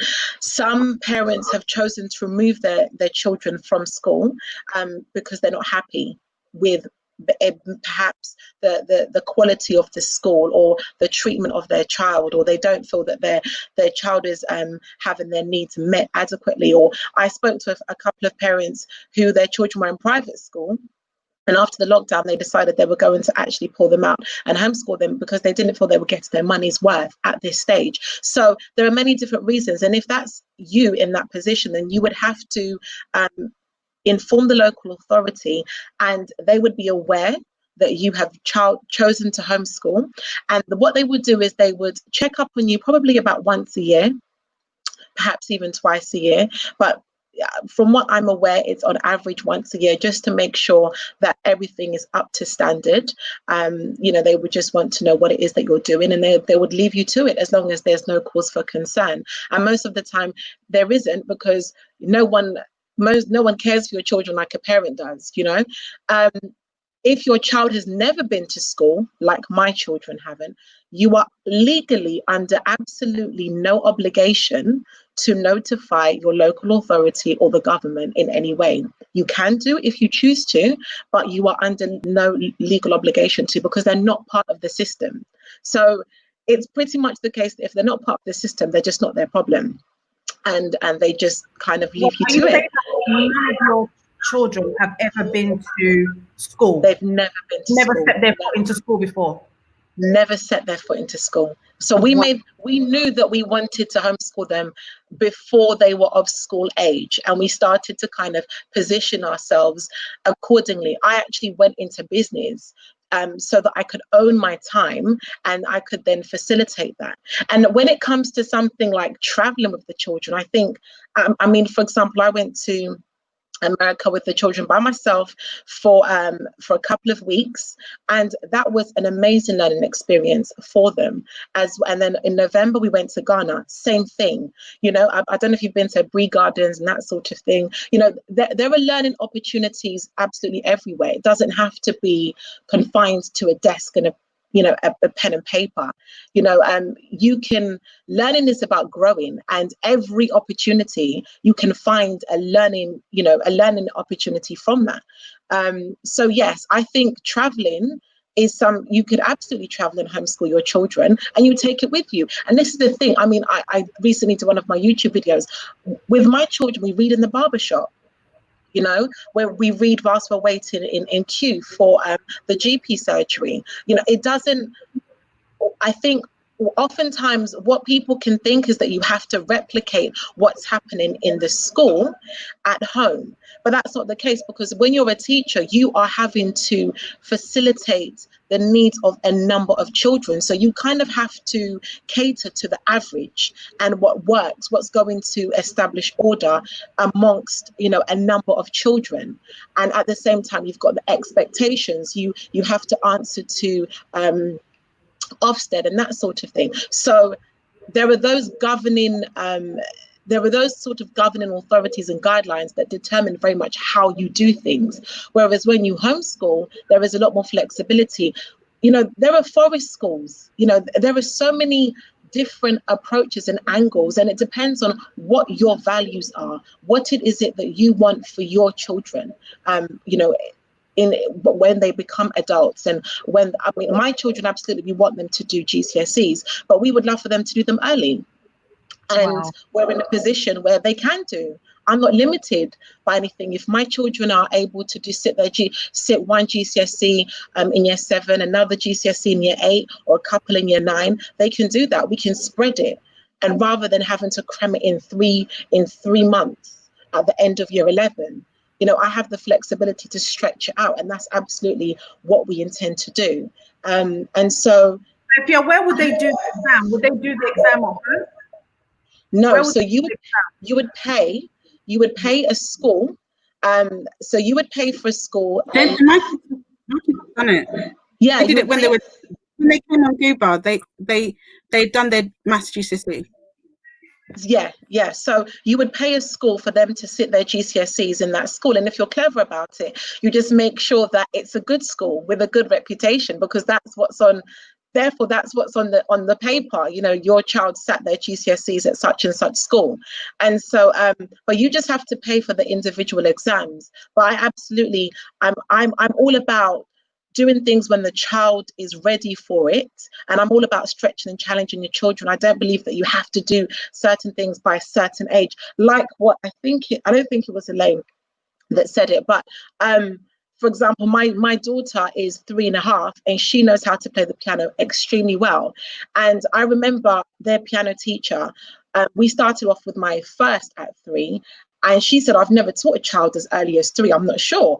And but she said, let's give it a go. And her thing was, well, you know, as long as they know how to read the alphabet, that's the starting point, because you need to know the keys and what A, B, and C is. And, you know, they were fine. All of them started from 3. You know, so I don't believe, so this, again, going back to the point of GCSEs, I have absolutely no intention of waiting until they're 16 and cramming it all in then. Spread it out, do it early, do it when they're ready, do it when they feel confident to. Yeah. And Fia, you have a question on the screen. Oh, I think I mentioned why you chose for your children homeschool from scratch, please. Oh, okay. So you want me to go back? Can I do that? Can I go back? Okay, cool. So it was a combination of things. I was inspired by a friend of mine, Abner and Michael, who they've now moved back to Ghana, and they actually have a homeschool co-op group in Ghana at the moment. It's doing extremely well. I was inspired by them and their children, who were academically brilliant. They were socially extremely confident. They were just very much evidence of children that had been very well invested in. And I thought, wow, like, I didn't even know homeschool was an option available to parents. And so it kind of opened up the world to me of homeschooling. And of course, you know, you do your research. I met other homeschooling parents. I joined homeschooling groups. And so I was able to kind of find out, you know, different parent stories and how they came upon that journey and what they're doing with their children. And I just started to think, you know, it's something that I can try. And I very much felt like I wanted to try it.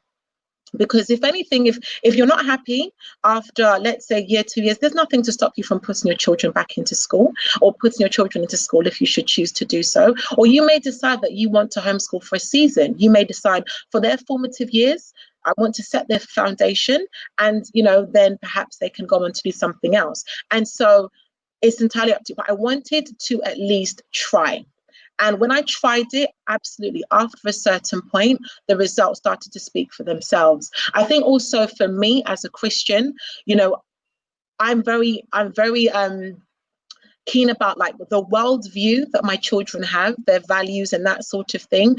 I'm very deliberate, and I'm very intentional about the approach in which we come up with that in terms of how we teach, is very much with God at the center. you know, and so that was also important for us as well. So it was a combination of different things. I think I'm a business owner, my husband is a pastor, so we very much want our children to be leaders and not followers in society. So we're able to tailor our curriculum so that it's, you know, we teach them, you know, the entrepreneurship, business skills, you know, leadership qualities and that sort of thing. You know, we pour all of that into how we actually go about teaching them, and it just provides a very rich and holistic learning experience for them, and they are thriving. But nothing is ever set in stone. If at any point it wasn't working for me or it wasn't working for them, there's nothing to stop us from saying, let's put them into a school. And I know that because they are advanced, they probably get into a very good school, you know, and so I'm not against schools. I'm not anti-school at all. I was a teacher for 8 years and I absolutely loved teaching. And so I'm not against schools, but I do absolutely think that there is great benefit to homeschooling.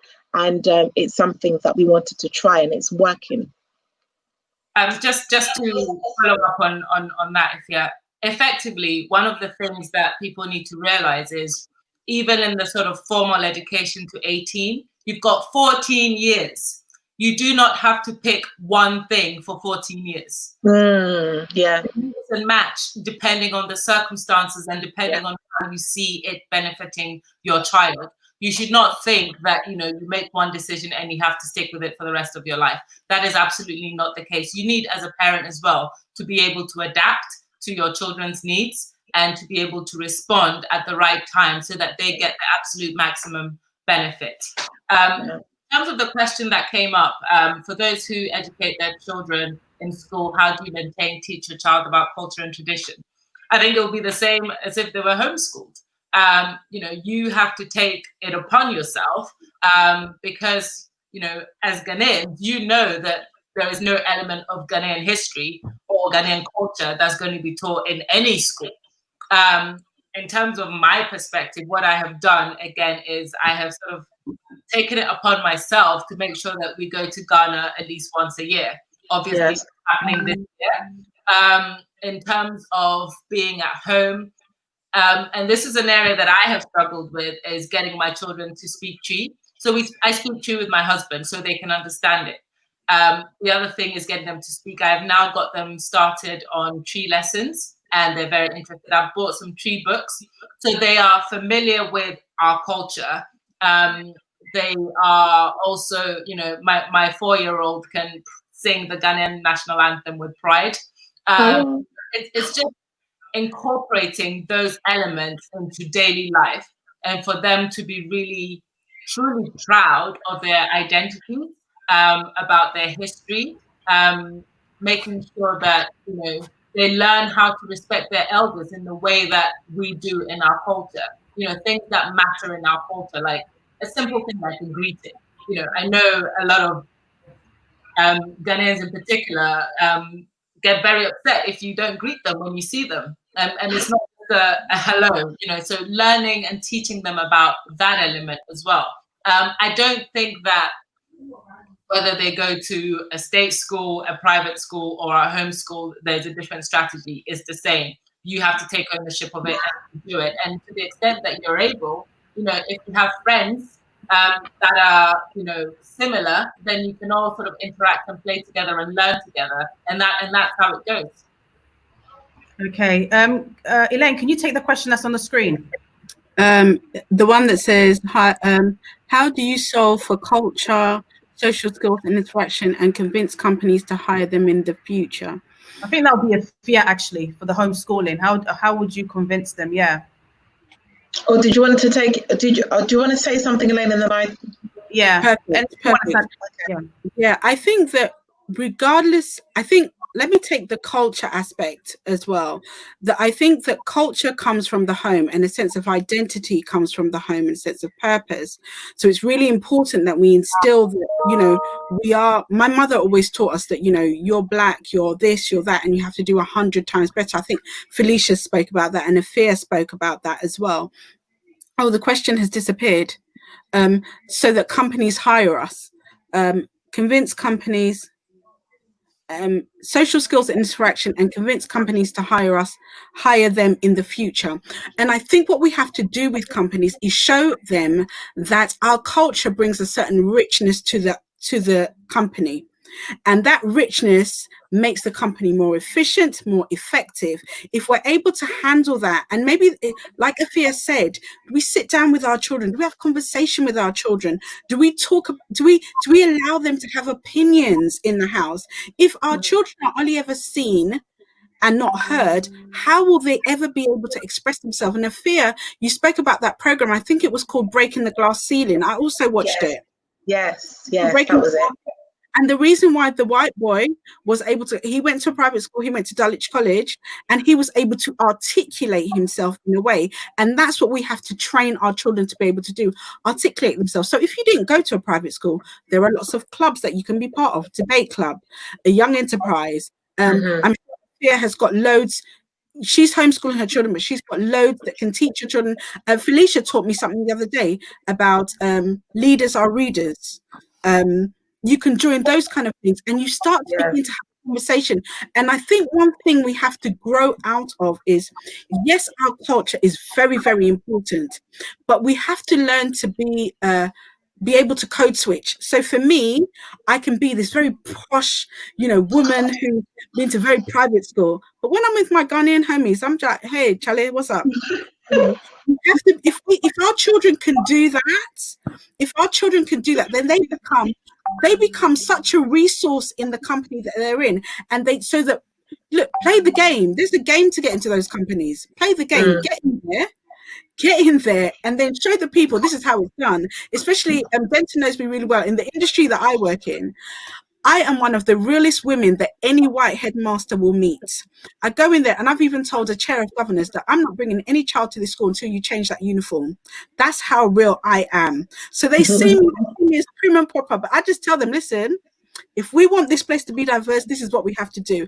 And and that's what we have to do. We have to show people that we're a bit of color. We're not like you, but we can operate like you. So I think that kind of answers the question. But Afia, go ahead. Yeah, I mean, from the homeschooling perspective, when children are put in the school, when they're doing their CV, and it says homeschooling and not Oxford or Eton or whatever school, how do you explain to a multinational company that your child is still, good for the position?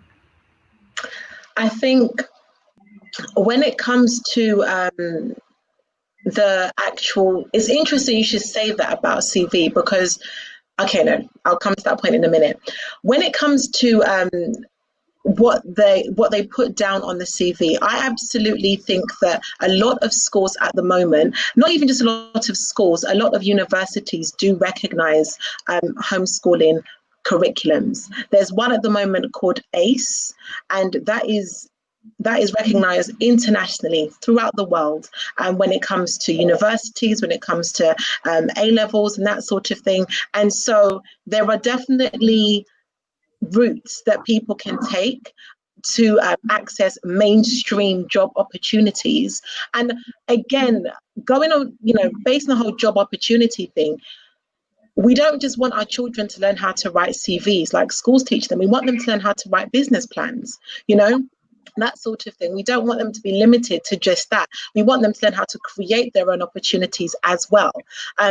But I've never known of any homeschooled child to be hindered because of that. Because also homeschooling is something that's been around for many years. And to be honest, it's only something that's become more prevalent within the Black community recently. What you'll find is that the majority or a lot of homeschoolers are very white, and a lot of them are actually very affluent as well. Within the homeschooling community in England, Black people are in the minority. And I can see how that could work, because you have to, in many ways, have figured out a way to afford being able to facilitate that. And for many of them, they're able to survive on one income, for example. They're not having to hustle a business or, work an evening job. So there are those factors, but it's been around for a long period of time. And, they are able, people have been able to still navigate through that and get into very good positions. And there are established routes for doing that. So it shouldn't be an issue at all in that respect.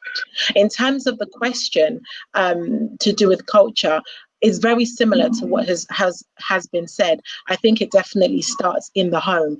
And as Ghanaians especially, we need to have this, I remember when I was working in a professional environment, looking back on that time, I remember just feeling really frustrated because I always grew up with this thing like, oh, you have to respect your elders. And so there'll be certain things that were out of line that I wouldn't necessarily challenge. I didn't have the confidence to speak up and to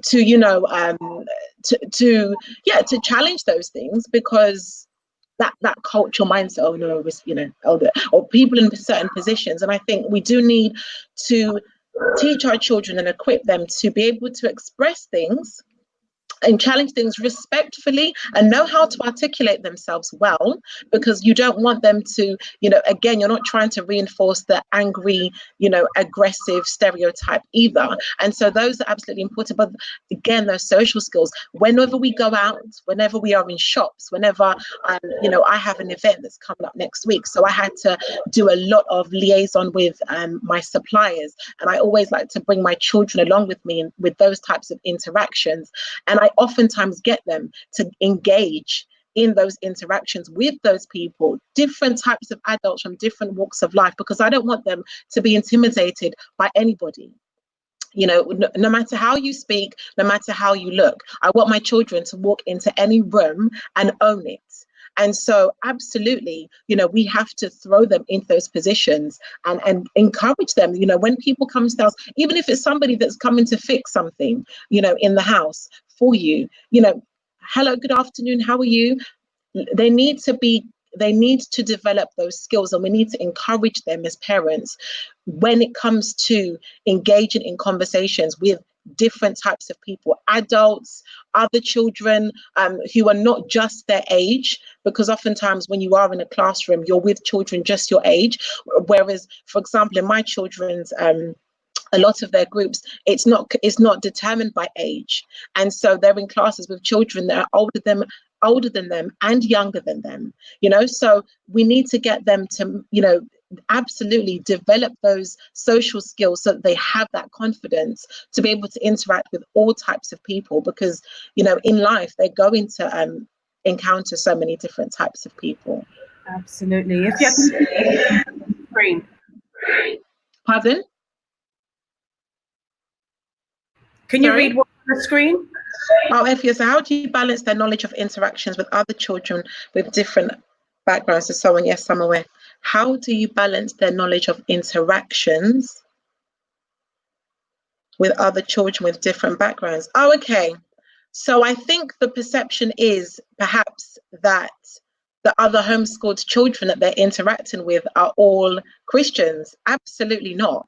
So, and many of the homeschooling groups and friends that we've interacted. I mean, we even went to Ghana in November, and we brought along a couple with us who are also homeschooling parents, and we came to know them through the home education community. They're Canadians. And they're white Canadians, they've adopted mixed race children. And so they absolutely saw it as an opportunity to immerse their children into African culture. As they said, can we come with you? And we said, yeah, absolutely. They're atheists. So, we're Christians, but we don't believe in cocooning our children, bubble wrapping our children, because that's not the world in which they live in. And so many of the children that you'll come, and as I said, in the homeschooling community, Black people are the minority. It's only now becoming a thing with Black families, for various reasons. But Black people are in the minority. So lots of them are, of many different backgrounds, and they mix with all kinds of people. We went on a home education. I mean, you can imagine you've got lots of Muslims, you've got Jews, you've got atheists. And they're all homeschooling because of their different value systems and beliefs and that sort of thing. So they're not sheltered. Absolutely not. Okay. You have another question.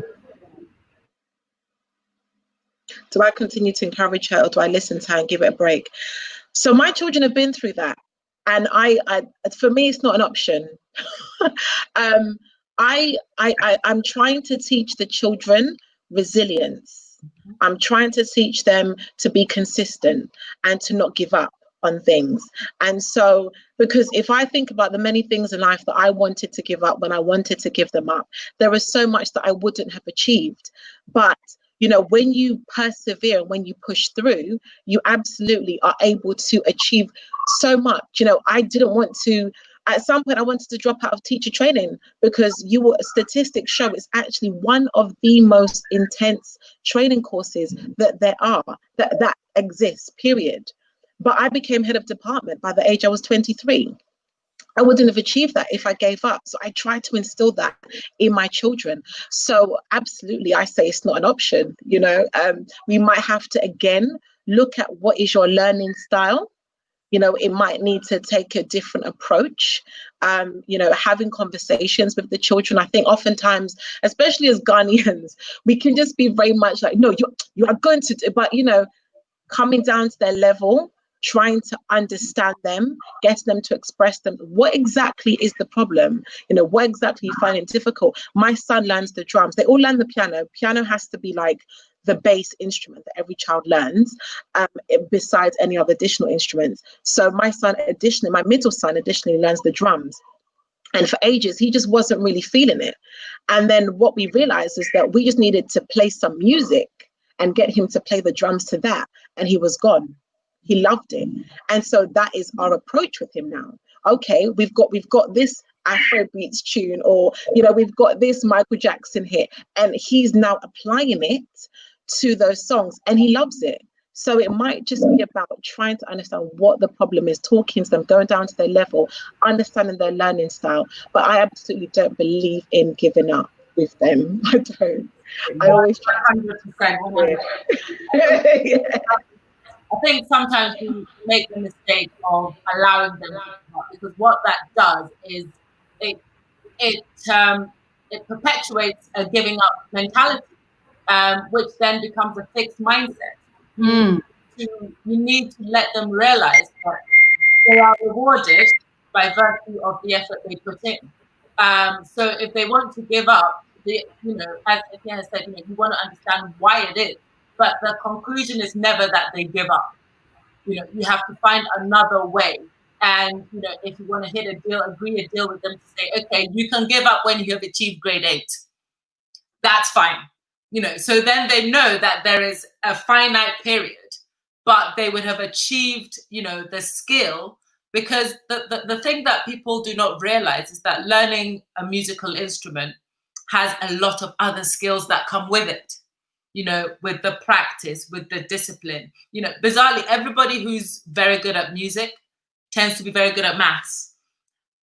You know, so there are a lot of cross-curricular skills that you develop from all these extracurricular activities. So, you know, another extracurricular activity I would say is karate.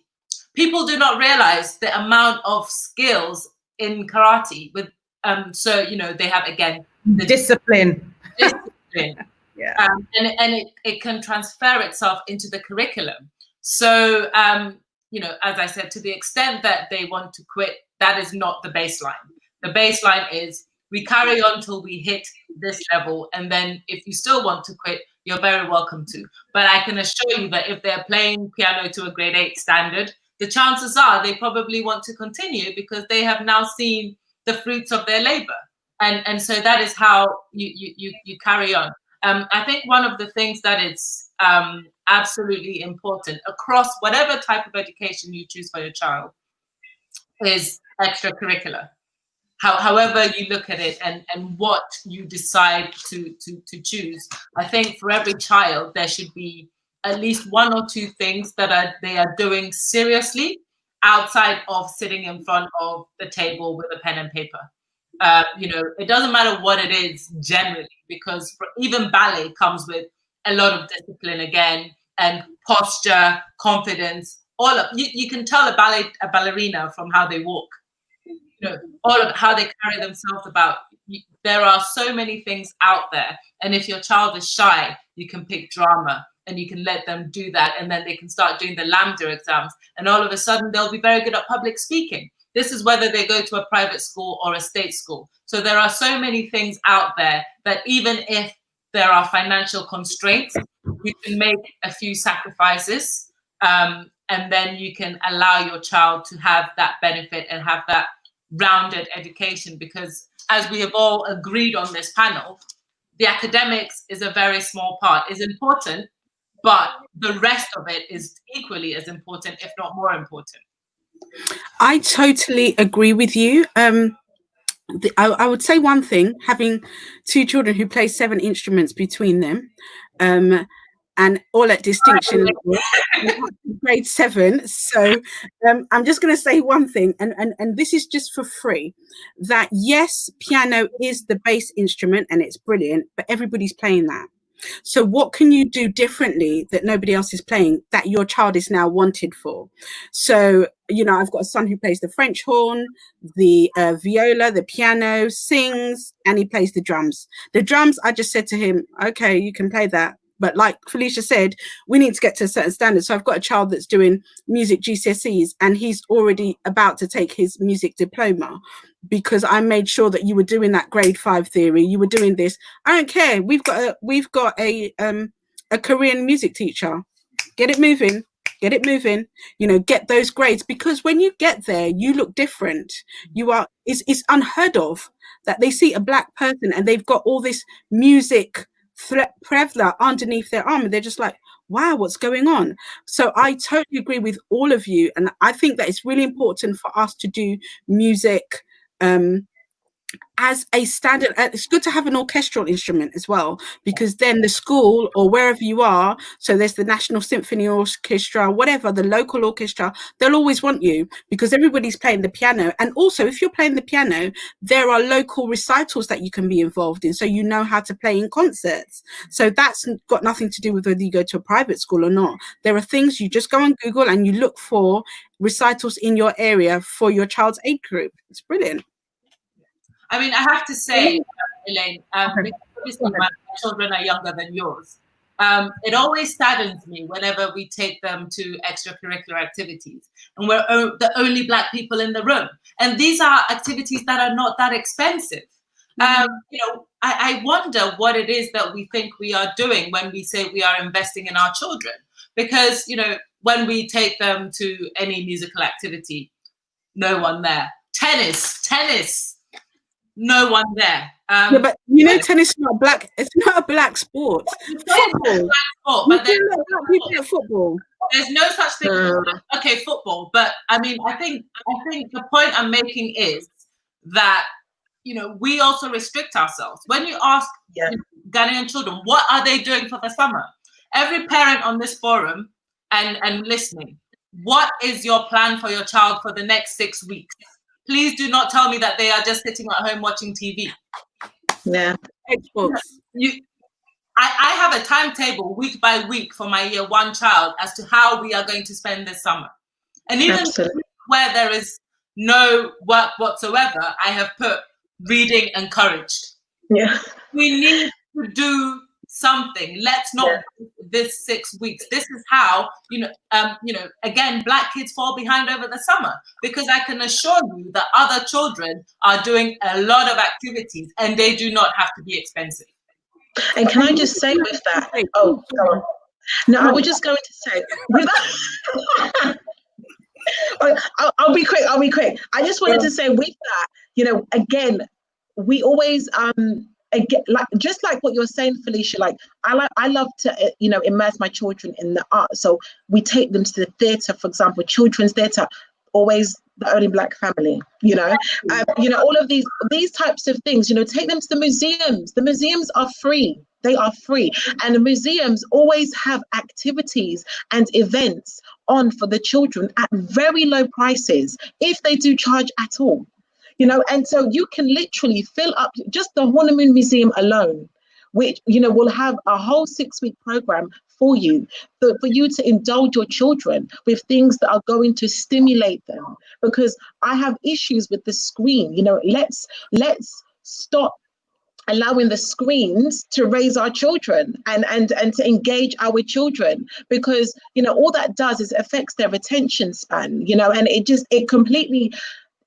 can completely do a lot more damage in terms of, we want our children to use their problem solving skills, that sort of thing. So immerse them into these experiences, and they don't have to be expensive. Absolutely, they don't. Yeah, I agree with what the two of you are saying. I think one of the things I was going to say is one to do with screens, and that sometimes screen time, it depends what our children are looking at. So there are certain apps that our children can be using that can help them learn. We at the end of when we go back to school, the children are going to have the obligatory essay that they have to write. What did you do in your summer holidays? And then your child is sitting there thinking nothing. PlayStation. And you have that question whether you're in Ghana, whether you're in the UK, and you know what? And a lot of parents do not know this, that question is not set up to see how intelligent, it's to see what your home life is like as a family. And so teachers read that and they go, oh, parents not interested, and they begin to pigeonhole your children. And people don't know this, and then all of a sudden you get a knock on the door from social security. It's because social services. It's because they have looked at these things and they've decided to pigeonhole your child, and they've decided to earmark your child. A friend of mine told me that social services turn up at her door because her child went to school with odd socks on. That's a form of abuse, apparently. So they came to her door to find out what's going on. Why has your child not got same socks on?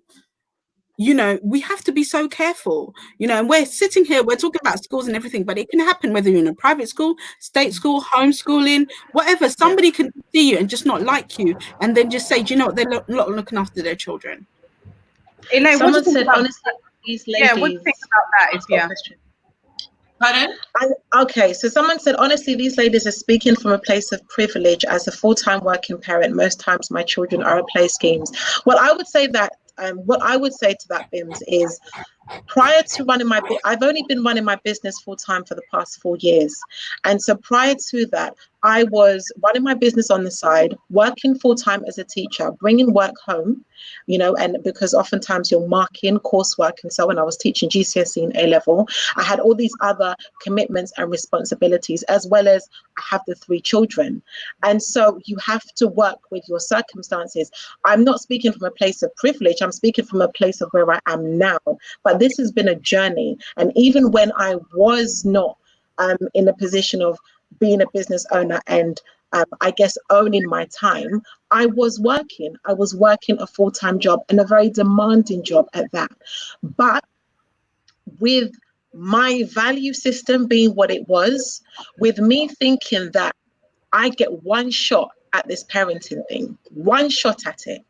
And as I said prior, I'm not sure you heard before, but the statistics when it comes to Black boys in South London are not very promising, so again, me not being prepared to reinforce those statistics and making sure that I wanted my children to have great opportunities in life, greater opportunities that even I had.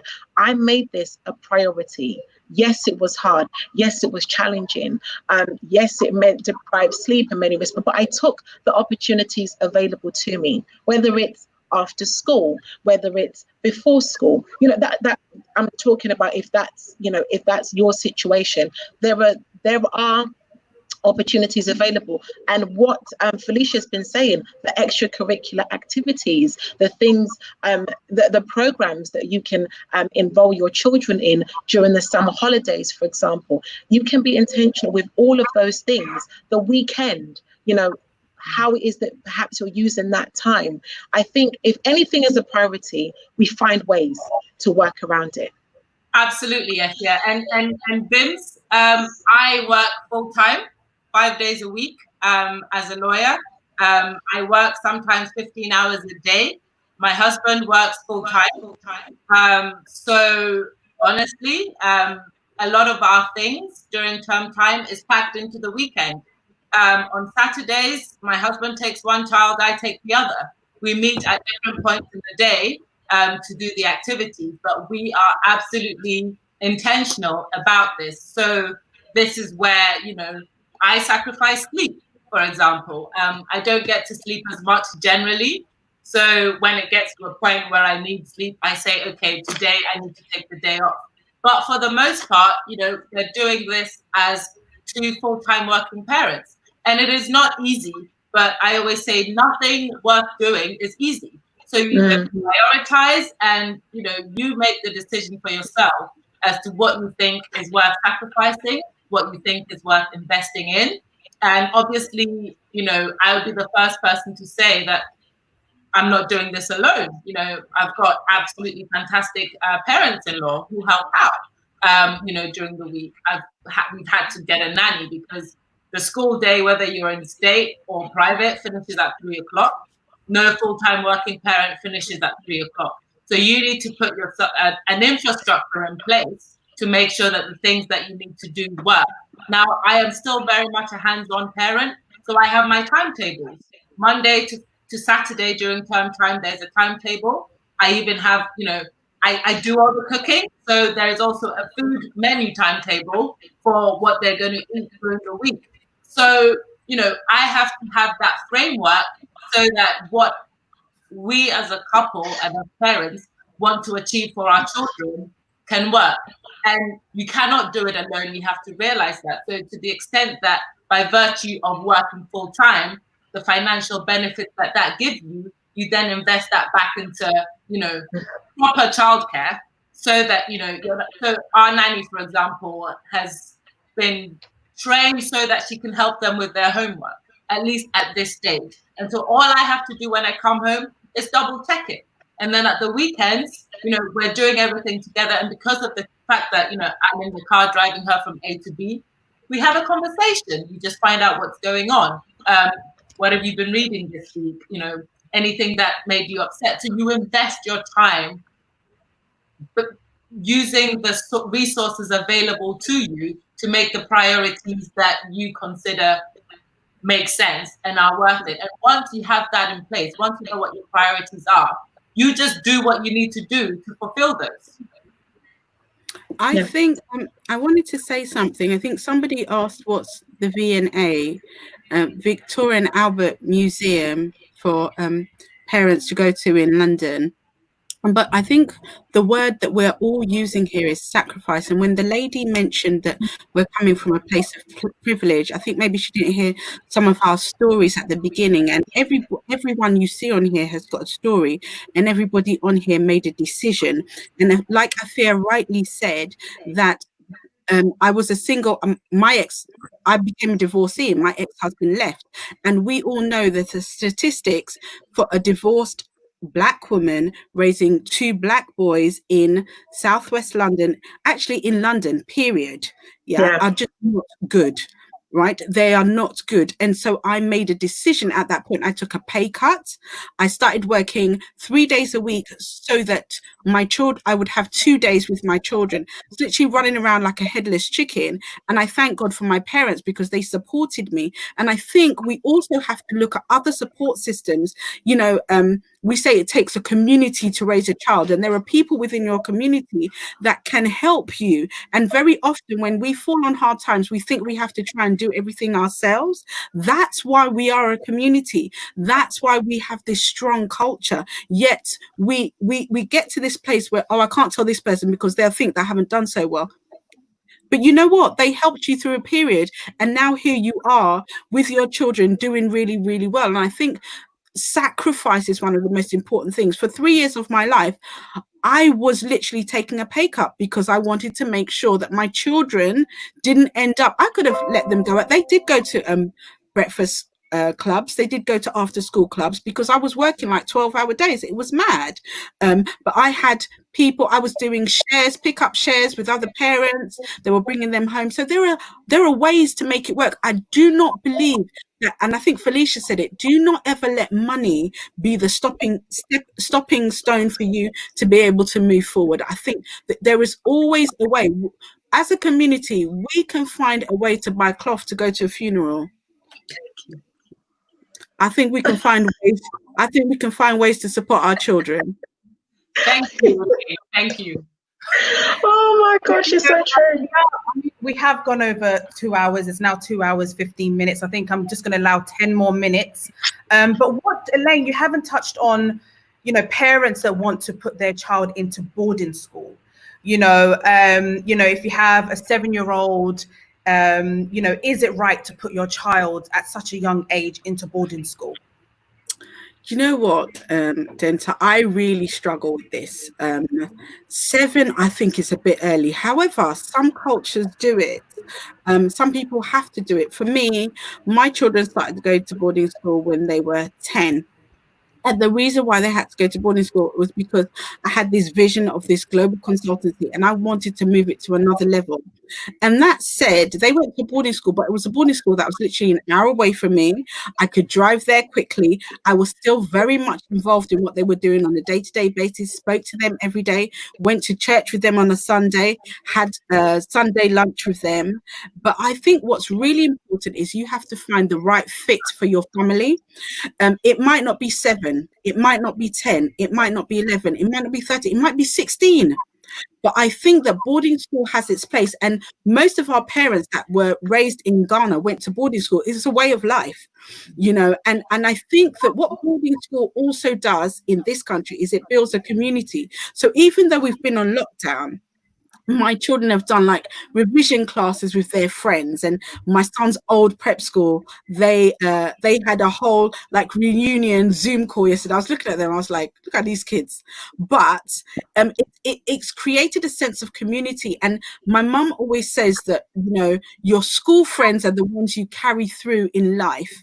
And I with boarding schools in this country, it allows you to have a sense of camaraderie, a sense of school valor, which I think is something that we have in our community back home, but it's really hard to get in state schools here if you think about it. And so I think 7 is a bit early. However, if you want to put your child in at 7, I will help you through that process. But it depends on the family, it depends on the child, and it depends on the parents, and it depends on the establishment, because sometimes some schools are just not right for some children. And there are so many different ways to board. You can board 1 day a week, you can board 2 days a week, you can board Monday to Friday, you can board Monday to Saturday, or you can fully board for 3 weeks and then come home every 3 weeks. I have a child who boards every 6 weeks. Just because he's so far away from home, he comes home every 6 weeks. But if I want to see him, I can go up there anytime. And that's what I think a lot of parents don't know, that they think that once their kids are in boarding school, that's it, I've forgotten about them. No, girl. That is when you step on the pedal even harder, because if you're also not careful, just because your child, I think Felicia pressed on this, just because your child is in a school and you're paying for it, you think what you're saying, that you can just forget about it. No, if you're not careful, your child can still be left behind. You need to be very much on that pedestal, and you need to be saying to schools, my son couldn't do the homework. I get emails from my son's teachers to say, oh, he hasn't handed in the maths. And I'm like, okay, so what are you doing about it?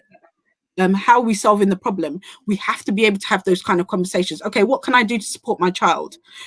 Like I think Felicia said it at the very beginning, education is a triangle, and Afia said it as well.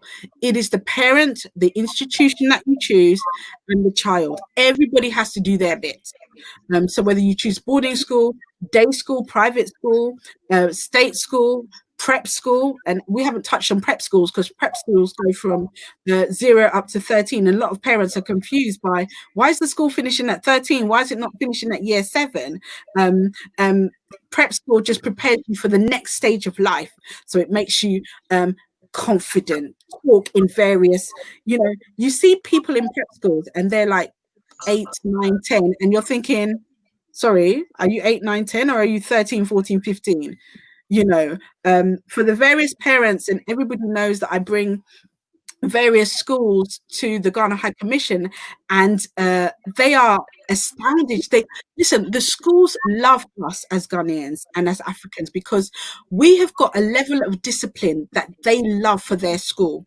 So I've had a headmaster say to me that he's introduced jollof rice into the school as part of their lunch, because he came to Ghana with me and he just loved jollof rice, and he's realized that Black children, Black girls need their hair braided. So where do I get their hair braided? children like our children, they need to go to church on Sunday. So where can I take them to church? And not the Church of England church that we know, but somewhere that's vibrant, that's clapping. Because I took him to church in Ghana. So those kind of heads understand that we're really, really reasonable. But to be honest, DENTAA 7, I think a bit early. The Chinese people do it a lot. But I think as a community, I think 7 is a bit early. But 10 is okay. Go for 10. I'm looking at the question. Sorry, DENTAA. So how do you juggle taking children to extracurricular activities on weekends if it's the one parent? I mean, in our situation, we divide and conquer because there are 2 children and we want to give them both, you know, equal opportunities.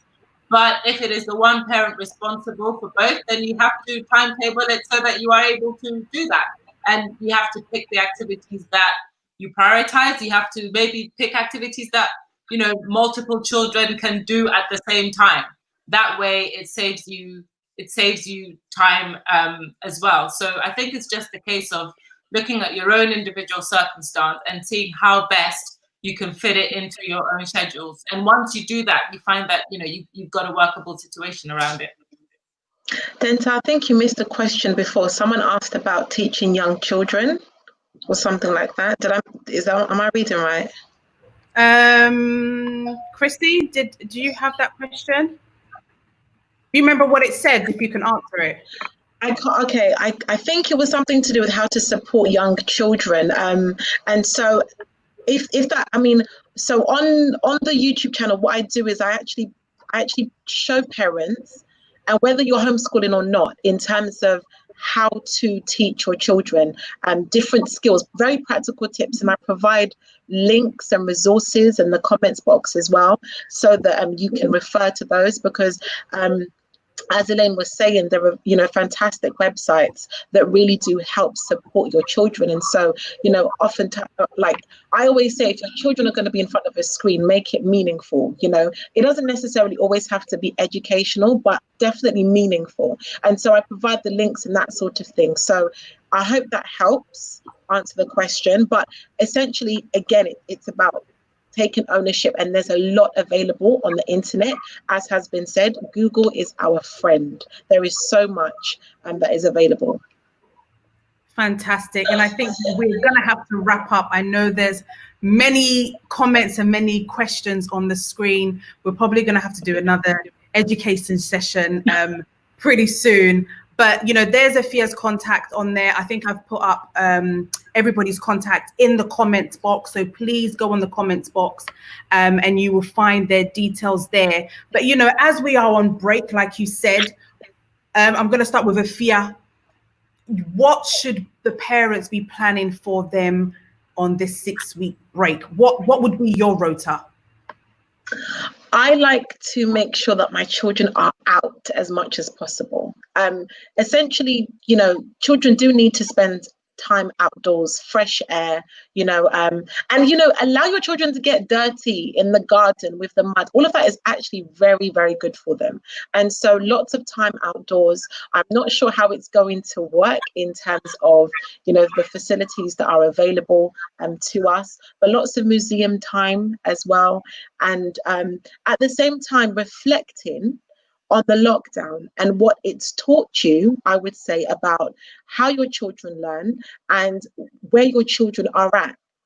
I can't remember who it was that said it. I think it was Felicia. I think what she was saying was that she was able to really do a lot of work during this time, you know, of lockdown. And I think what it's done is it's really equipped a lot of parents with knowing exactly where their children are at in terms of their learning ability, but also what they can do. Because remember, they're not determined by the pace of the class. And so with that information and with that knowledge, you can kind of think, okay, this is what we're going to have in place from September onwards. If you decide that you want to take your children back to school, if your children are going to school, this is what we're going to have in place at the weekends after school to really push, to stretch, and to challenge you, you know. And this is what I know that I can do to help foster that, to help support that, to help develop that. And so I think that's something that parents need to do, is take the learning and the experiences from the lockdown, but also at the same time, absolutely, because I'm an advocate for it, if it might be an opportunity to reflect and think, is homeschooling something that I want to try, and see how that works? And if it is, please contact me. I'd be more than happy to give you more information and to put you in touch with the many, many networks and communities that there are available to support you. Yeah, if a lot of people have asked about the groups. I don't know, is there a website for the groups? Can you put it up on the private chat so we can put it in the comment section? Do you know what? Either email me or go to, so my website is efyabayai.com, but to make it confusing, it's an Efya with an I and not a U like my email address. I'm really sorry about that. So my website is actually efyabayai.com. Yeah. And I'm more than happy if you connect with me through that, because to be honest, there are so many, there are emailing communities for North London, home education group, South London, East London. Yeah, exactly. So, yeah. So the website details are there if you need to contact Efya, and this is her email also for those of you that want to get in touch with her. So Felicia, what would be your rota for this 6 weeks of, I don't know whether it's good or bad, but we're gonna cope. What would be your 6 weeks rota for your children? I mean, so I think I mentioned before that I've already got a timetable set up, and what does that look like? What does that look like? So there are camps at school that have been put on. So active multi-sports. So both my kids are very active. So they're going to do the multi-sports for a couple of weeks. But in addition to that, every day I have scheduled 2 hours of some element of academic work. There'll be a couple of art camps. I've even organized an Afro dance class in my garden for some of their friends on 2 occasions, just to mix it up a bit. Swimming camps. So I'm going to focus a lot of activities. To the extent that I feel comfortable with all the lockdown stuff, we might do a few safari parks and revisit some of the museums in central London. But so we'll do a bit of that, and we also have a week booked in Hampshire. So it'll be our first vacation. So that would allow us to also visit that part of the world. They've got a few castles and stuff around Portsmouth and Winchester. I might even take them back to my old school. So we've got a few things planned that will keep them active. I also have a weekly task for my year 1 to do a diary entry each week, so that she can, improve on her writing and talk about things that she's been doing. So that's it really for the most part. And we're going to try and read as much as possible and discuss.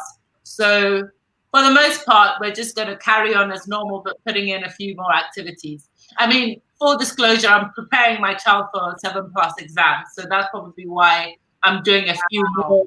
And how old are they, did you say? Oh, I mean, this one is 6, but 7+ is for that age group. And the school that I am targeting only has 8 places for 300 applicants. So it is going to be hard work, but we're working through it. Wow, that's so inspiring. I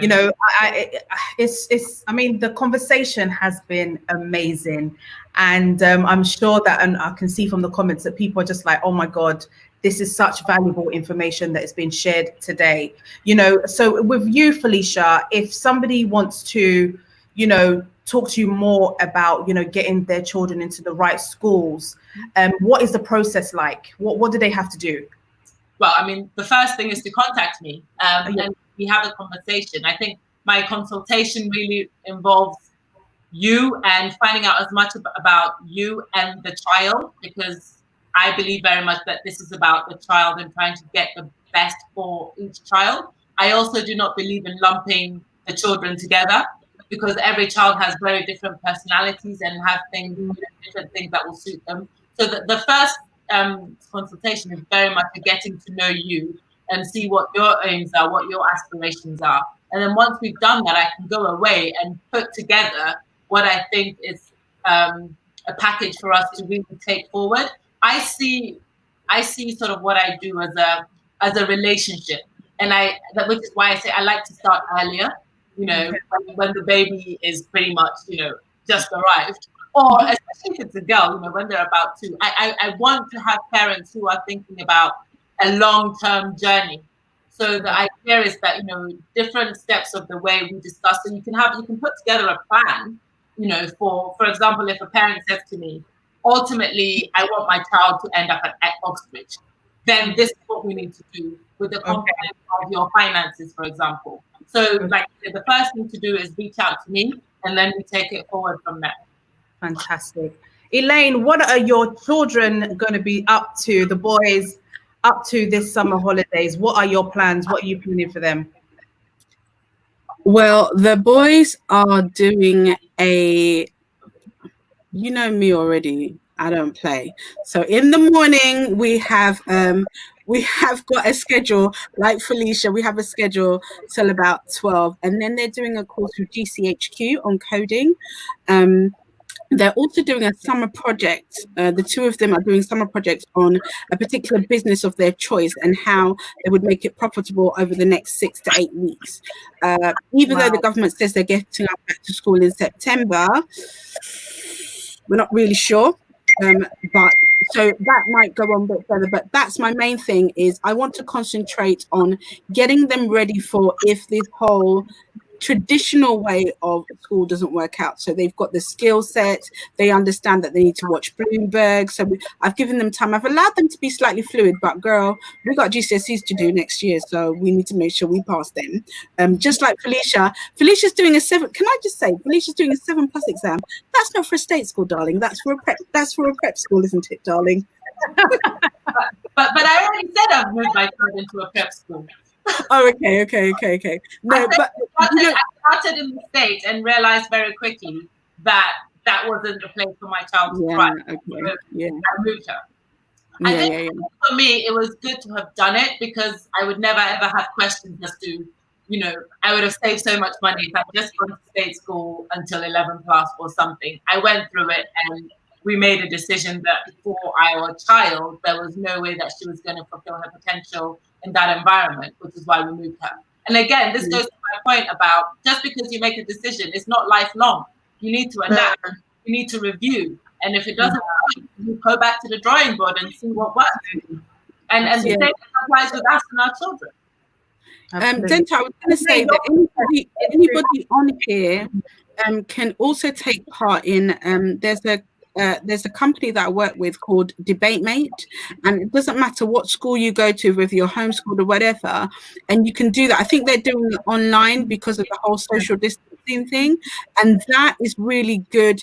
Obviously you can't do the drama schools, and there's another lady that's doing a drama summer school online. I can send you the details and you can put it on your platforms, but that doesn't matter what school you go to. And also that's a good way of meeting other people as well.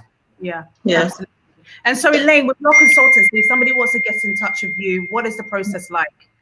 So for the month of July, I'm doing a really good deal. So you can spend 30 minutes with me. If you go to my website, elainecunninghamwalker.com or everythingseducation.com, and fill in a form on there, and somebody will get in touch with you to schedule a call.